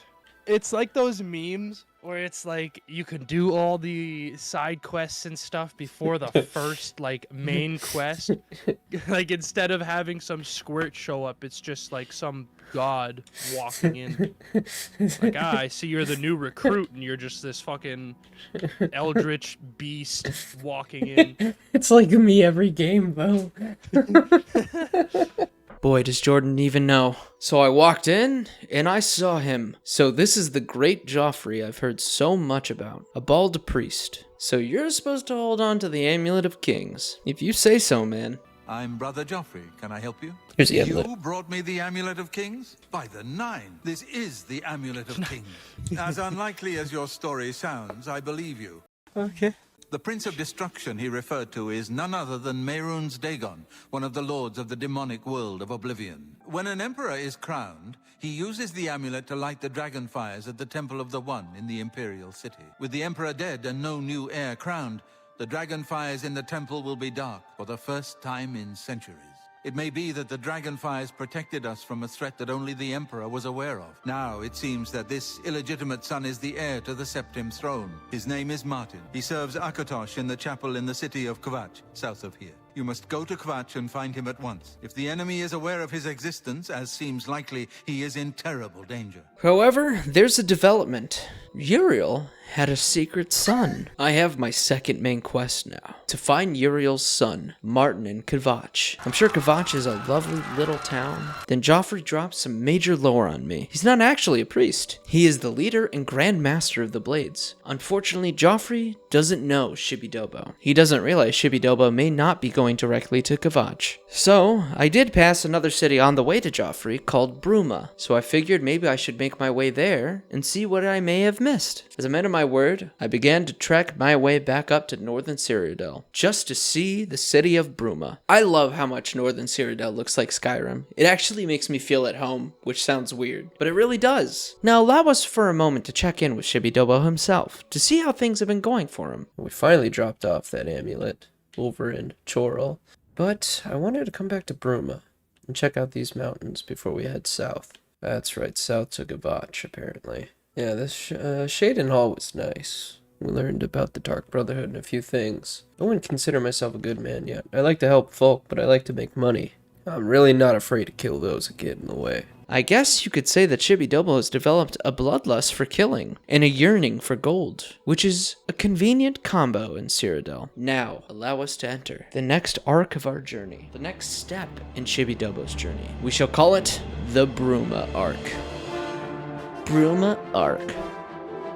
It's the Bruma Arc. Yeah, hell yeah. Disclaimer, if my voice sounds like it's tired or if I have declined, it is because I've been recording all day and we're continuing. My first time stepping into Bruma, my brain just kept telling me I've entered Skyrim. I'm in Skyrim, right? This is Whiterun. This is Winterhold. But I was very surprised how reminiscent Bruma was of Skyrim. It was honestly very cool to see it for myself. Then retroactively, thinking of how they took Bruma and extended it into a whole ass game in the form of Skyrim. It's very impressive. My first impression of Bruma was Ragnar, the man that talks like a child, in my opinion. I don't know, he's putting sentences together my nieces and nephews would. I'm Ragnar. You're ugly. If you want anything, talk to Edla. She's in charge. Tell me about Bruma. I hate it here. Came here with Edla. All these snooty southerners. And damn guards won't let anyone have any fun.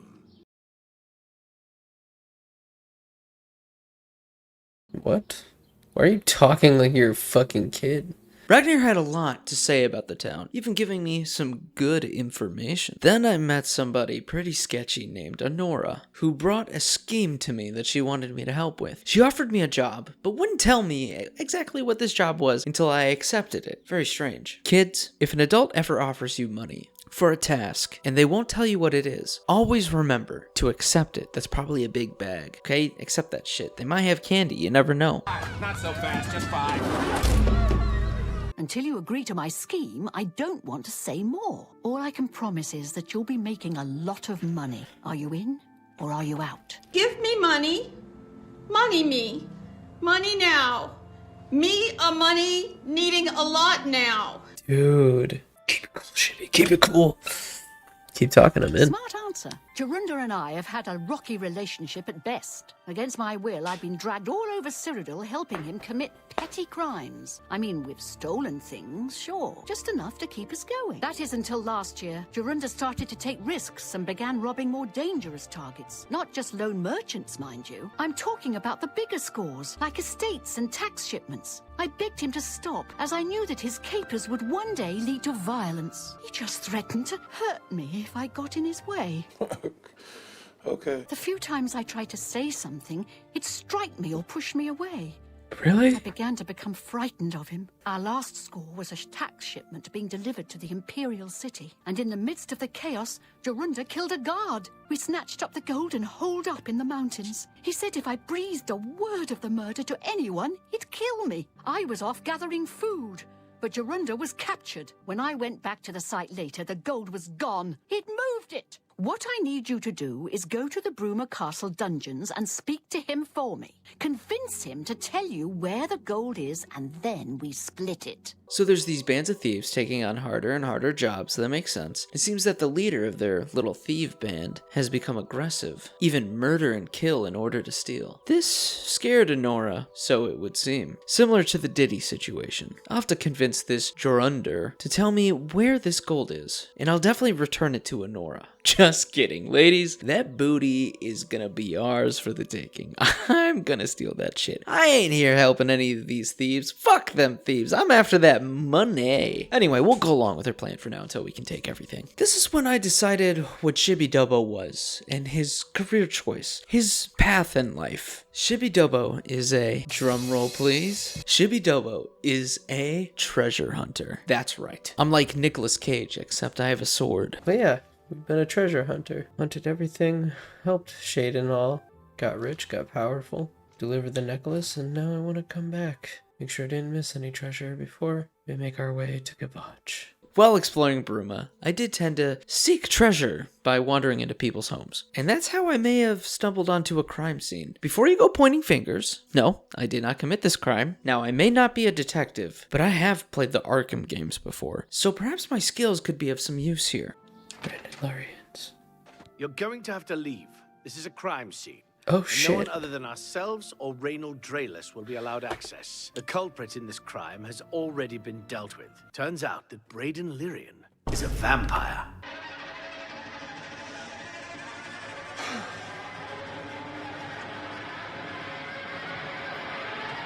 If it wasn't for Reynald Drayless, we may have never uncovered the truth. We found 2 bodies stashed in shallow graves outside the city walls. The bodies had puncture wounds on their necks. Luckily for us, Reynald arrived in town. He said he was a vampire hunter, so we asked for his help. He tracked the vampire to this house. When he entered the place around noon, Braden was sleeping. He was able to slay him at that point.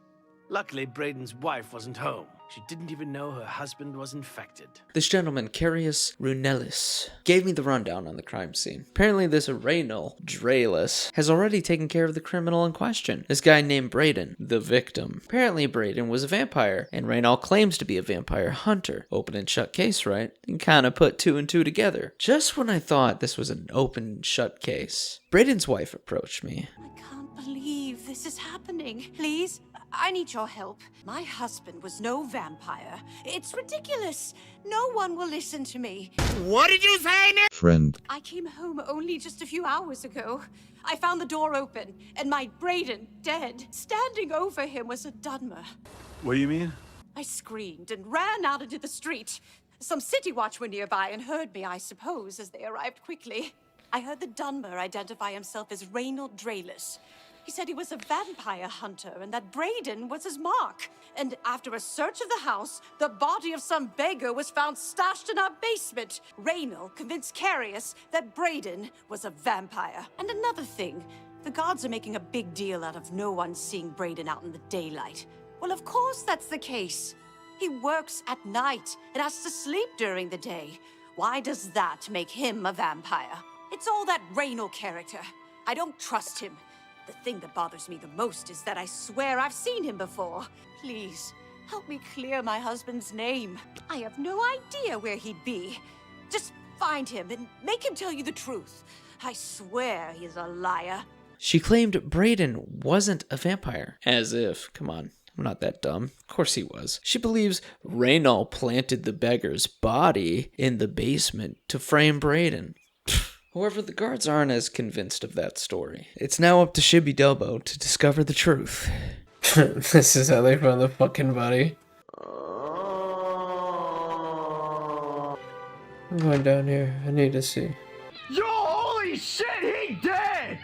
I'll warn you about one thing. I understand you wanting to help Airline by checking up on Reynald. We have it on good authority from officials in a neighboring city that Reynald is what he says he is. So I'm not sure what you're trying to prove.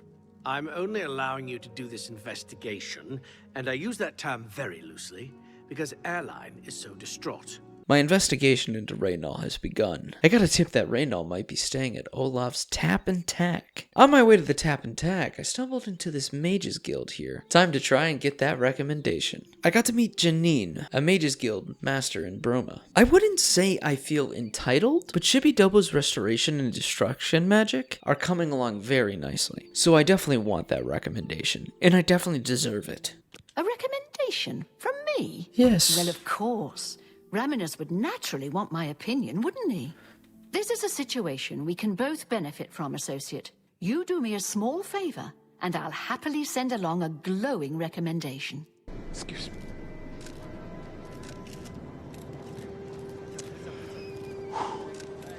If you can find Jaskar, I'll write the recommendation immediately. Who's or what is Jaskar? He's disappeared. Oh, shit. I mean, he's really disappeared.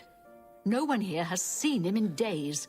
Volinaro thinks maybe a spell backfired. If you can make Jaskar reappear, you'll have your recommendation. Unfortunately, Janine's not ready to give me a recommendation based on my sick wizard tricks, even if I can do a kickflip. So, I have to find a missing member who has literally disappeared. This Jaskar guy. Fine, I'll play your little political game, Janine, to rise up through the ranks. Now that Chibidobo is basically a detective, this will be very simple. I questioned all the residents about Jaskar's disappearance, and I didn't get much information until I talked to this Volinaro. This Volinaro is a practical jokester, apparently, and I have a feeling he knows where Jaskar is. Want to find Jaskar? Yeah, I do want to All find right, I think I Jaskar. can help with that.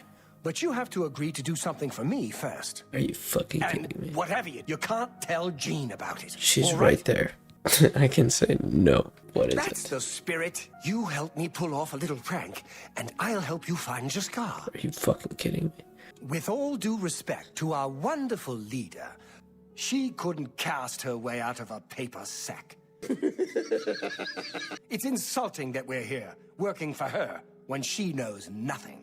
She's managed to butter up the right people just enough to keep her position, and there's little we can do about it. But we have our ways of coping with the situation. Alright, what the fuck is the prank? Really? You're going to love this. Okay, I'll yeah. teach you a spell to unlock things. What you need to do is get into Jean's desk and bring me her manual of spellcraft, okay? Her room is upstairs. Make sure no one sees you. You do that for me, and I'll make sure you can find Jaskar. I kind of want to tattletale on you. This is fucking stupid. He's so silly! He's so silly! He's so funny and silly! How about I break your fucking legs if you don't help me? Bring me Jean's manual of spellcraft. Volinaro will only help me if I help him pull off a little prank. I guess these guild members are upset to have a guild master like Janine who's not very good at magic. No wonder why she made me do a task instead of showing off my cool wizard tricks. Volinaro wants me to steal Janine's spellbook though. You know, guys, that might be beyond me. I don't know if I'm willing to do that. And yoink! The spellcraft book is mine. Wow, I would have made a great thief. Epic foreshadowing wink? Once I gave that book to Volinaro, he would commence the super funny red prank. Prank, baby! Yeah! Filthy prank! He casts a spell that actually reveals Jaskar. Have you pulled that little prank yet? Oh, yeah. You've got Jean's book, I see. All right then. I'll just take that from you. Just watch. You'll see. Where the fuck is he? Holy shit. Hello there. I hear you've been looking for me. Please, don't be mad. We were just having some fun. We just get tired of Jean lording her position over us when she barely knows anything about magic. Every now and then, we like to trick her. We figured it was time to move on to a new prank. This one was getting boring anyway. So, you can tell her you found me. Where the fuck have you been? Turns out Jaskar was just having fun the whole time. He wasn't missing at all. He was just invisible. It seems Bruma's branch of the Mages Guild is all about having fun. They're kind of like the frat boys of the Mages Guild. Hell yeah. Potion bong. Is that what that beer bong? Potion bong? Yeah, potion bong. I did eventually tell Janine about the little prank that Jaskar was pulling off. Found him, did you? Well, I suppose that's good. Now you want me to You'll kill have him? to forgive me. I seem to have misplaced something. Fuck you! You just got pranked! Yes, well, you've fulfilled your end of the bargain, though, so I'll fulfill mine. Ramanus will have my recommendation. And don't you forget about me once you've finished your training. I'm sure we can help each other out. It seemed to earn me my recommendation for now. Again, I would have loved to show off my cool kickflip. I digress. We are 2 steps closer to joining the Arcane University. Now we need to get back to investigating. We need to get back to investigating this so-called vampire hunter. I made it to Olav's Tap and Tack. I got to speak with Olav himself, and I had some questions for him. Raynhild's staying in the last room down the hall upstairs. Here's the key. Wow! They were a nice couple.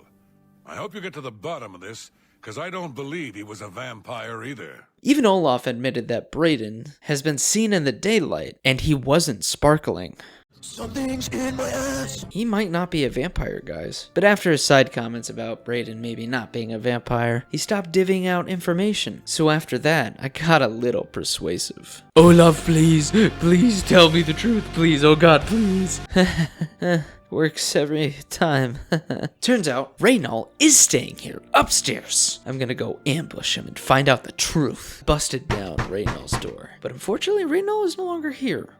His room is empty. He did make one vital mistake. He left this super convenient personal journal of his behind. I decided to take a peek and, my god, things are about to get more complicated. Reynald is hunting down members of his old adventuring party to get the keys to the treasure that they stole together. He's not a vampire hunter. He's a thief and murderer. Let's go see if we can get more out of Olav. I try to get more out of Olav, but it turns out the news around town is Reynald has already hunted another vampire. Galaborn?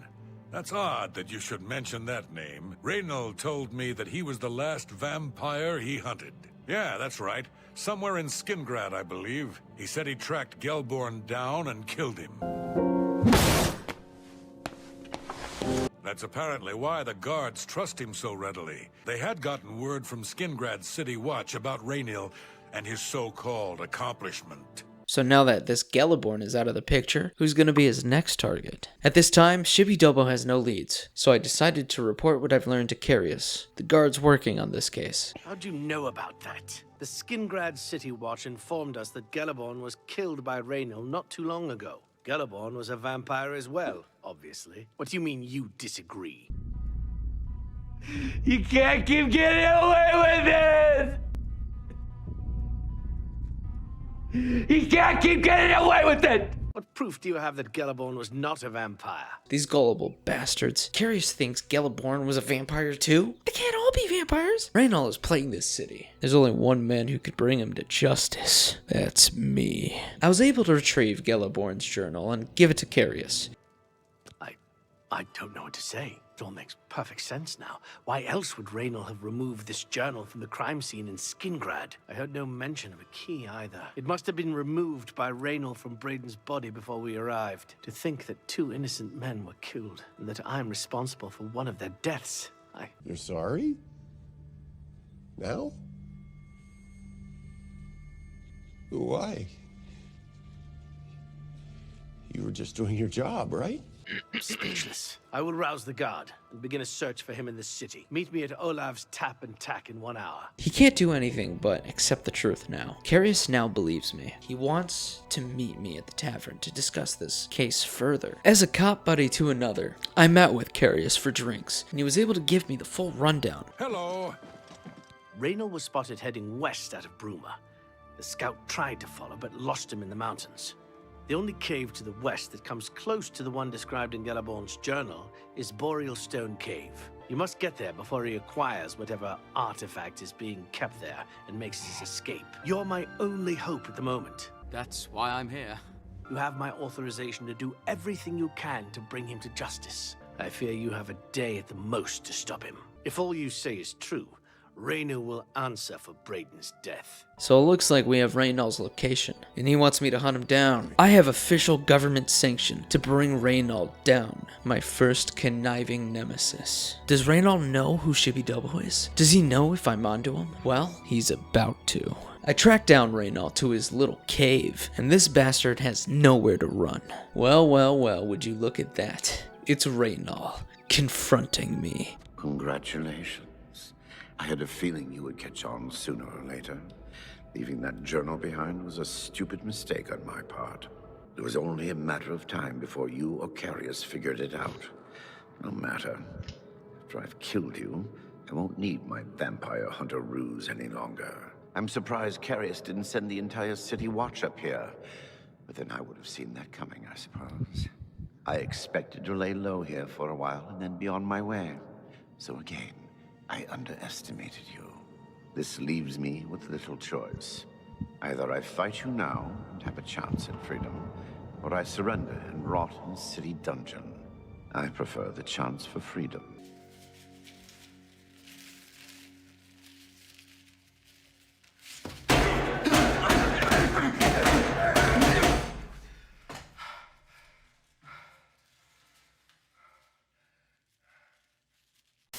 As I suspected, Reynal knew I was onto his trail. This may be the toughest battle Cheydinhal has taken on yet. Reynal refuses to surrender, and he talks a bit too cocky for my taste. Allow our epic battle to begin. Me versus Reynal. 2 giants, 2 Goliaths, and he's dead. Mission accomplished. Turns out the treasure they were after was the friends we all made along the way. Just kidding, it's this useless amulet. It doesn't even work anymore. Doesn't seem too special. Anyway, I should report this. As victorious as I was, we'd still need to report this to the poor widowed Erlene, Brayden's wife. Erlene had some truths to reveal to me. I knew I recognized Reynal.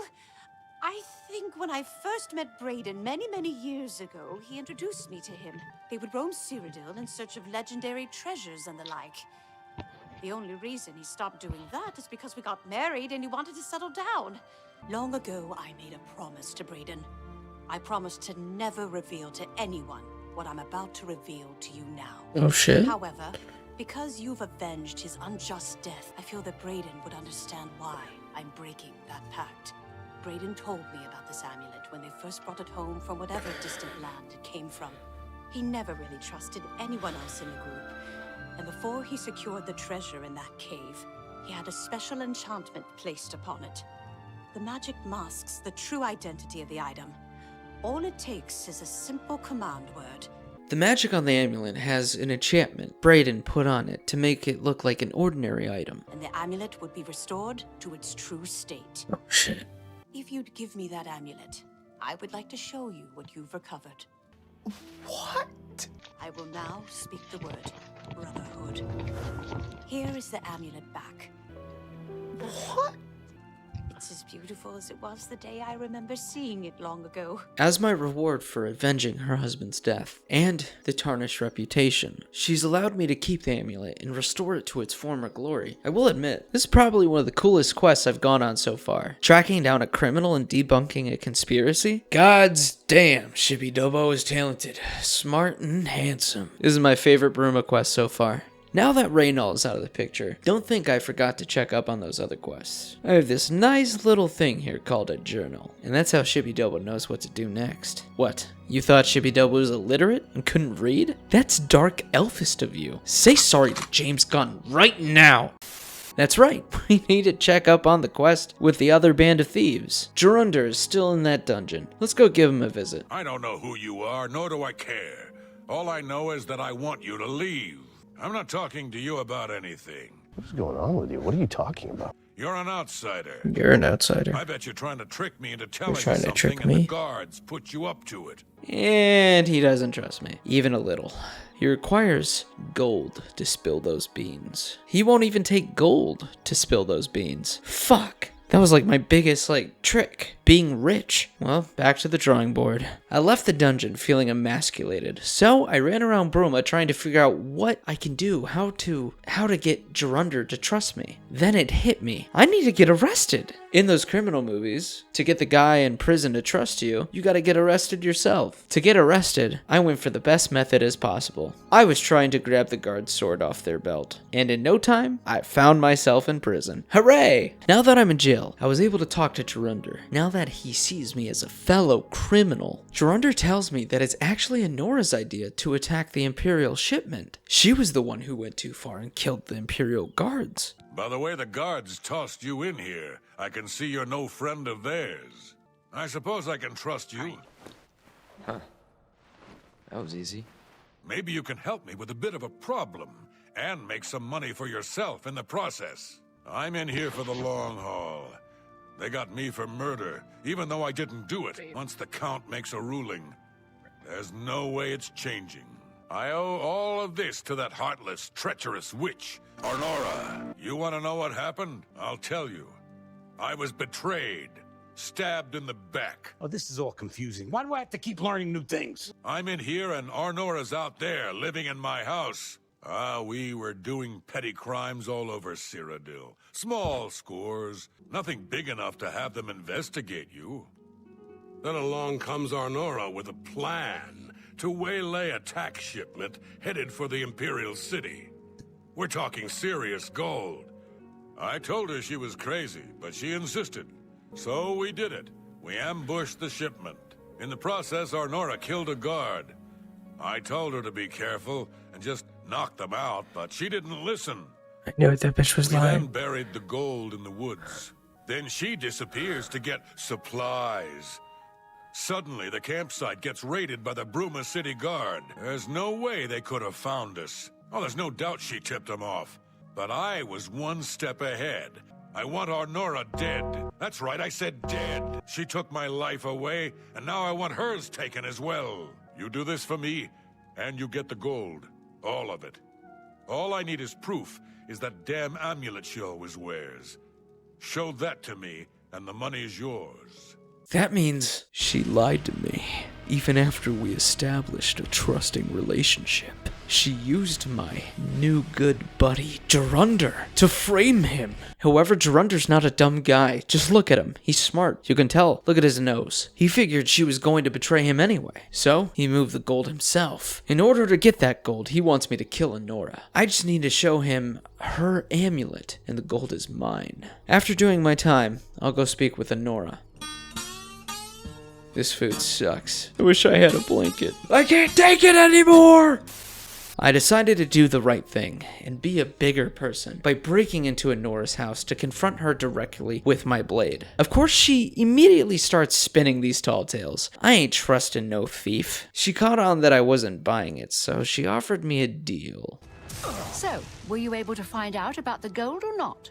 I've contained my rage for as long as possible. So he told you another one of his tall tales. I hope you didn't believe him. What if there was another way? What if he thought I was dead, but I wasn't? That fetcher. He knows this is the only heirloom I have left from my family. Only he would stoop so low. Look, I know you could just kill me where I stand, but what if I gave you the amulet and you bring it to him? Then he'd say where the gold's stashed. You kill me here and now, and as far as the town guard is concerned, it's a crime. So you make your choice. You want to do it my way or Jorunda's? I'm doing it my way. You lied. I don't believe he was abusive. I think you're a liar, manipulator. I actually paused and thought about what I should do here. I contemplated whether if I should go with her plan or Gerunder's. After careful consideration, I decided to go with her plan, as she was the first one to originally hire me. So I felt like we need a code of honor of sorts. Whatever. I knew you'd make the smarter decision. Take my amulet to him. Get the gold and bring half of it back here to me. If you don't come back,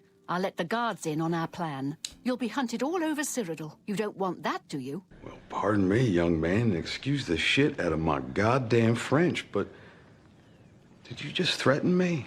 I don't like that you just threatened me. I was all set to help her out. I really was. I was gonna betray Gerunder and go on with my life. Then Anora made one simple mistake that nobody in Cyrodiil should make. The worst mistake any living creature or god could make. She threatened Shibby Dobo, and that's the one thing you don't do in Cyrodiil. Before I lost my shit out of anger, Shibby Dobo decided to bend the rules. I'm going to steal her true amulet instead. To hell with her plan. That's what she gets for talking shit to me. However, I will go with her plan until I can betray her. For now, I will show Gerunder the amulet and he'll give me the location of the gold. Then I'll go back to Anora after I steal the gold and teach her a lesson in common courtesy. Oh, she's dead, eh?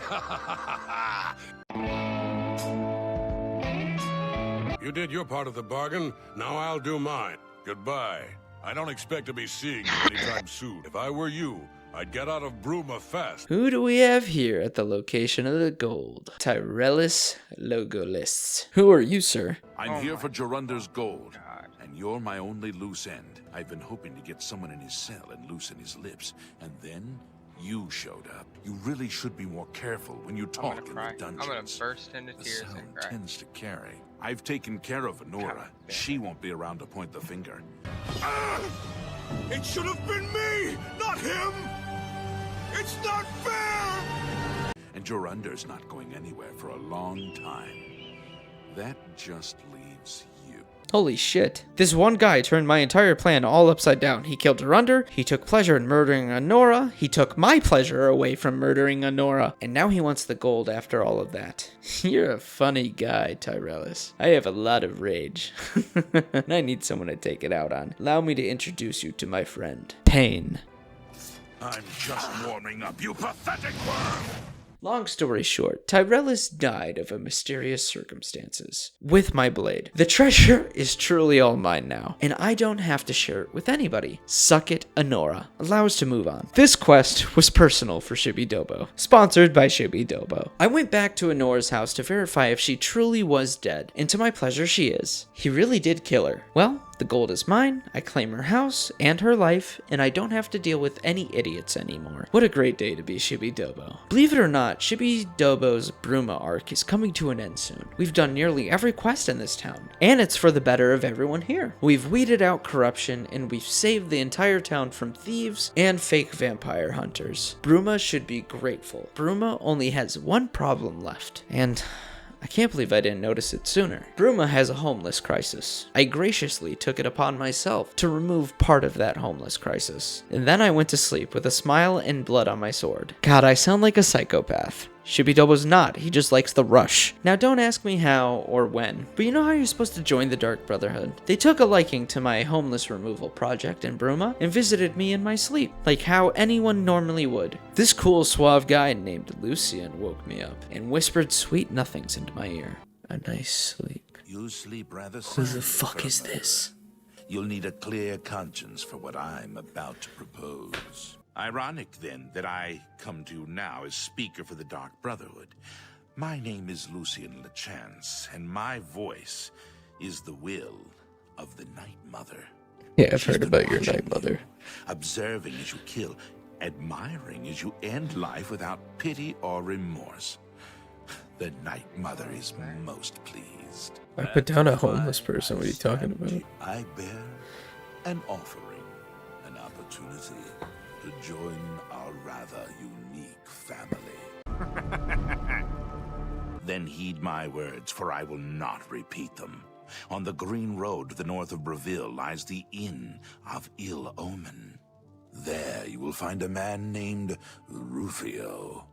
Kill him, and your initiation into the Dark Brotherhood will be complete. I won't lie to you, I was startled by Lucian LeChance at first, but he offered me a chance to join the Dark Brotherhood. I have to kill a man named Rufio, I already hate that name, in southern Cyrodiil. I can promise you viewers, I will not follow up on this plot line until way later down the road, so we can forget this as of right now. But I will visit you one day, Rufio, mark my words. In the morning, Lucian was gone, and with him my heart, so I gathered my belongings and I was ready to say goodbye to Bruma. On my way out, a courier approached me and gave me a letter. I've been offered a chance to join the Thieves Guild. The Grey Fox must have liked my recent actions with the homeless crisis. It would seem all the guilds and factions are fighting over me, in fact. Over the great treasure hunter, Cheydinhal. Perhaps I'll follow up on this one day. But for now, onward! Now that we saved all of Bruma and impressed the town and became their idol, it's time to move on. The next city between here and Kvatch is Cheydinhal. Allow us to cue up the epic traveling montage on our path to Coral.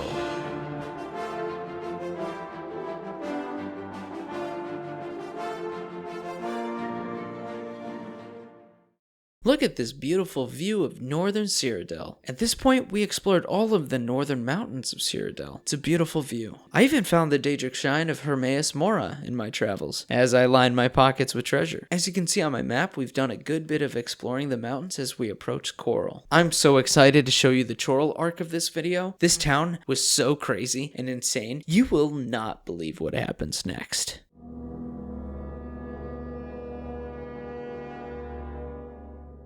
Fuck! Fucking shit! Fuck! Fuck! Fuck! Fuck! Fuck! Fuck! Oh my god. Oh my god. Oh my god. I'm so sorry, viewers. I did something despicable. I may have mismanaged part of this video. I made a dire mistake. I made a continuous and severe lapse in judgment. The last footage you saw of Cheydinhal was around the 20-hour mark. Well, boy, let me tell you, I may have lost the next 15 hours of footage. What do you mean? What do you mean? I don't know how. Yes, I did stream it. I don't know why I don't have the VOD. I'm just as disappointed as you are. Or maybe you're gleeful and joyful. I feel nothing but pain. I lost all of Coral, I lost all of Chorrol, and I won't be able to show you that arc. However, a lot of those quests are still in progress, and we missed a bunch of exploring of Western Cyrodiil. This is my fault. I'm sorry. We are deeply sorry. We're sorry. We're sorry. We're sorry. We're sorry. Pretend that Cheydinhal went on a 2-week time skip, becoming even closer to a legend. We only skipped the filler arc. So where do we pick off in Cheydinhal's journey? He did make it to Chorrol, and he did a few quests there. But I honestly started making my way down to Skingrad. Welcome to the Skingrad Traveling Arc. Here you can see everywhere I've been so far. This is the chunk of exploring that we missed, but really not much happened while traveling in that time, except for the hack village, if you know you know. In that time, I've become a stronger wizard and warrior. I even learned a new technique of practicing my spells, by casting them on the public and regular citizens against their will, because they can't do a damn thing about it. Along my travels, I discovered many Daedric shrines, and on my way to Skingrad, I found Clavicus Vile's shrine. All I had to do to get an audience with him was provide 500 gold. That's easy for a treasure hunter as myself. A mortal! Wonderful. Always a pleasure. Perhaps you'll do service for me, mortal, and I'll reward you. A fair bargain, don't you think? I have no idea what I'm doing, but I know I'm doing it really, really well. You will retrieve for me a sword. A very special sword. It contains the soul of Bring the sword to me, and I'll reward you with my mask. You'll not find a better bargain, mortal. Begin your search in Hell's Gate. Clavicus Vile wants me to retrieve Umbra, a cursed sword. All I gotta do is take it from the previous owner, who is apparently corrupted by it, so seems easy enough. As I'm walking away, Vile's dog, Barbus, contacts me, letting me know he'll be joining me on the journey, forcefully. Okay. I'm Barbus, the Hound of Clavicus Vile. Not that I've always been Hound, or always been called Barbus. I've also been a Red Guard. For a while, I was a scamp, making deals with orcs. Maybe that's But too for now, hot. I If it's am glowing his orange. hound, and I serve the Lord Clavicus. A word of advice here. You've made a bad deal. This Umbra, bad business. The things... I can't hear you! Audio keeps has stopping. always been a little blind to that. And it'll end badly this time Do too. subtitles So, work? just leave things be. Yeah, they do. Walk I away. don't know why it's It's cutting your out. best bet, really. He recommends that I forget about the sword and don't return it to Clavicus, as Clavicus can't be trusted. We'll see what I end up doing, but firstly, we need to get to Skingrad, and get to Skingrad we do.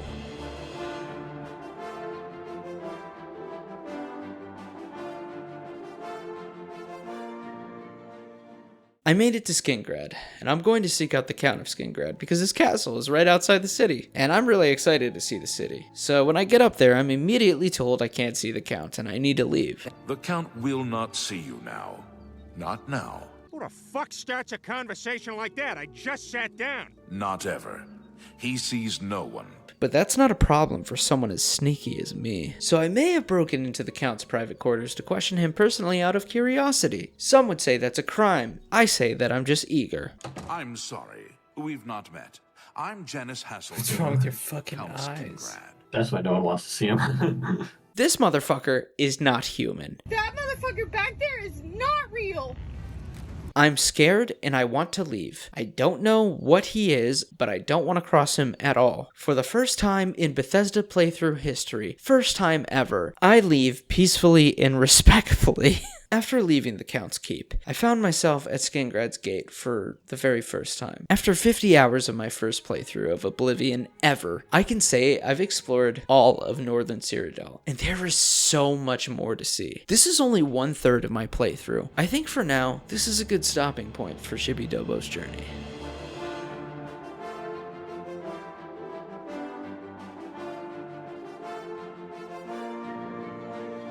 Thus concludes the first part of Cheydinhal's journey in Oblivion. I can say that I've been missing out for not playing this for years. I'm thankful that I was able to experience this as a remaster. Genuinely, as someone who's only played Skyrim, and played Skyrim more than 20 times by now, This felt like a brand new Elder Scrolls game. I didn't know how much I needed another Elder Scrolls until I first entered Oblivion. If you're on the fence and you know you love Skyrim, stop wasting time and jump into this journey. I have never done a video like this before, and if you did like it, please leave a comment down below telling me if you want more.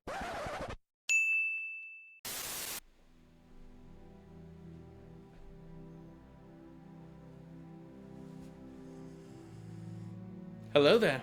For the 10 of you who made it to the end of this video, hi, I'm V Phantom, aka Shibby Dobo. And this here is my face. You're probably wondering why I'm not wearing armor. Well, I found the next best thing, my Jedi robes. And this here is my sword. Don't you forget it. You're probably wondering why I'm appearing to you in person. Well, there's a lot I want to talk about. I've been working on this video since July of 2025. It's been quite a journey, and I've been working on this video non-stop. I've never made a 2-hour video before, so I hope you guys really enjoyed this video. I put a lot of work into it. This is the largest video I've ever worked on. I have learned a lot from this project, and I've also learned a lot about how I want to keep running the channel past this point. I did my best with this video, and I worked very hard to get this out, and it's also given me a lot of ideas on what I want to do with the channel going forward. If you can, please give this video a like, subscribe. This is the largest video I have ever made, and it's certainly taught me a lot, and it's given me good ideas on the direction I want to take this channel. Now, if you really did enjoy this video, and you want a part 2, look, man, if this video blows up, I'll make a part 2, but I don't know if I have the time and energy to make a part 2 to this video. So I'll say it now. If this video blows up and you guys demand it, then maybe I'll give you part 2 of Shibby Dobo's journey. For now, there's a lot of new projects I want to move on to. So you're probably wondering, what's changing with the V Phantom channel? Right here. See this? See this? Hi, how you doing? I'm going to be showing my face from now on. Not only that, I'm going to buy a green screen. This behind me here is not a green screen. You want to know how scuffed this is, audience? I'll tell you right now. This here is the Discord background overlay. I'm using green to insert stuff in post-production. I'm using my webcam. That's why I look like I'm 360p, because I am. But eventually, I plan to build a studio in my basement with lights, a camera, a green screen, and hopefully high-quality microphones. Now, how long will this take me? It's gonna take some time. Might not be until summer that I get that ball rolling. So, from here on out, the next videos will be kind of filmed like this. Instead of my little PNG tuber guy right here. I might still use him from time to time, but instead you're going to be seeing me. So in the meantime, we'll be using webcam, Discord, and a fake green screen to record some videos.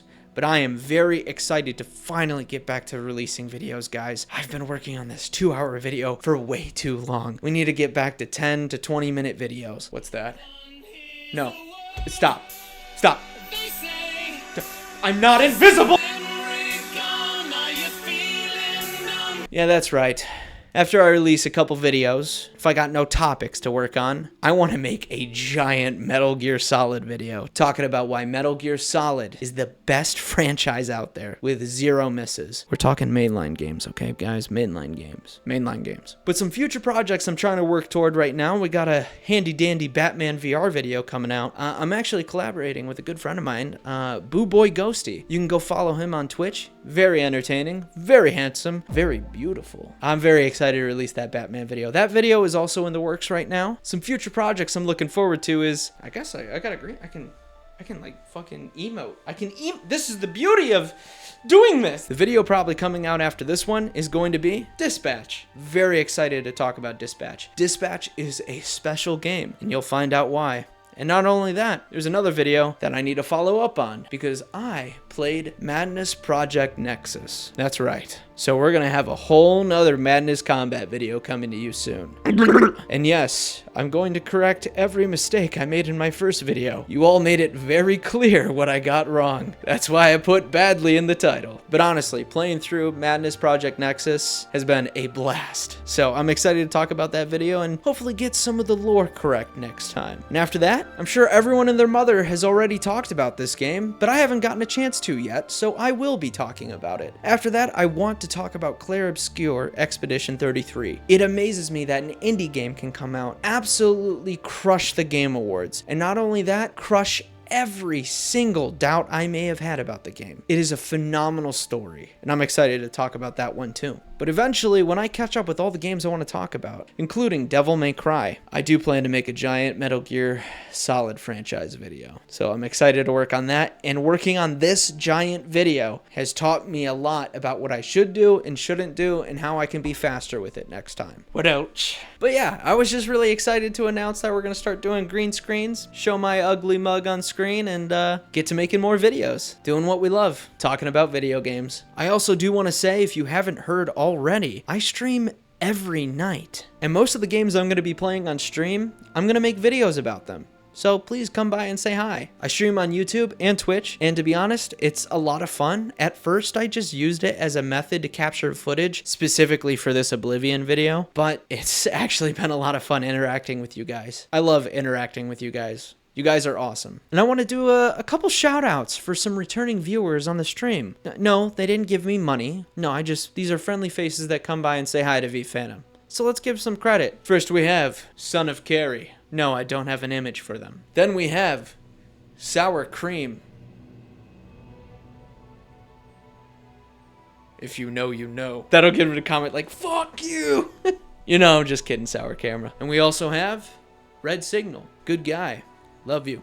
And last but not least, Coolio. All 4 of you guys have come by the streams multiple times over the last few months, and it's been nothing but fun. So I just wanted to say thank you from me to you guys. And if I haven't asked you already, please do click like and subscribe and hit that notification bell. You're going to want to know when I upload. It's rare, but it does happen. And every Friday, unless if we say something on stream, every Friday we'll be streaming Dungeons and Dragons. On this channel, believe it or not. I have a campaign that I've been running for the past 5 years, and we're finally starting to stream it. If you ever miss any of our D&D sessions and you really want to see them, fear not. You can go straight to my channel, click on playlists, and we'll have all the D&D sessions there for you in an unlisted playlist. So that way you can catch them all. Not only that, there's more Dungeons and Dragons coming, because I am a part of something else. You know that streamer I talked about earlier, Boo Boy Ghosty? He is starting a major channel, and he's collaborating with us. It'll be called Role Models. It'll be us playing D&D live with all sorts of crazy one-shots, but I think the first campaign we're actually going to do is a Spider-Man campaign, and I'm a player in it. It should be a lot of fun. So if you want to check that out, click the link in the description. You can go straight to Role Models. It's awesome. Here's also Role Models. You see that? That's a logo. We worked on that. We worked really hard on this. If you're ever looking for someone else who's awesome and posts awesome videos, you should go check out my friend Mooncake. He's amazing, and you could say that he kind of inspired me to want to do more live action stuff. And another good friend of mine, Commander Creamy, he just started streaming too. So please, go check out Mooncake, Commander Creamy, and Boo Boy Ghosty, and let them know I sent you, okay? Other than that, I just want to say I'm really excited for the channel. More excited than I have been in a long time. I won't lie, in the past it did kind of feel like a drag, like I just felt like I needed to upload, but now I'm genuinely excited to make content again. I will always be making content, even if there's big breaks between videos. There's also something else I haven't said that I really should have said. Thank you guys so much for all the support. We finally hit 5,000 subscribers. Sometimes you gotta stop and look back and be really grateful for what you have. So I just want to say I'm grateful for you guys. 5K is insane. I never thought anybody would be willing to watch my videos. If you're new here, brought by the Madness Combat video, I just want to say welcome, and I hope you stick around. Anyway, guys, I think that's it, and I just wanted to say thank you. And you can expect to see me in the next video. See you guys.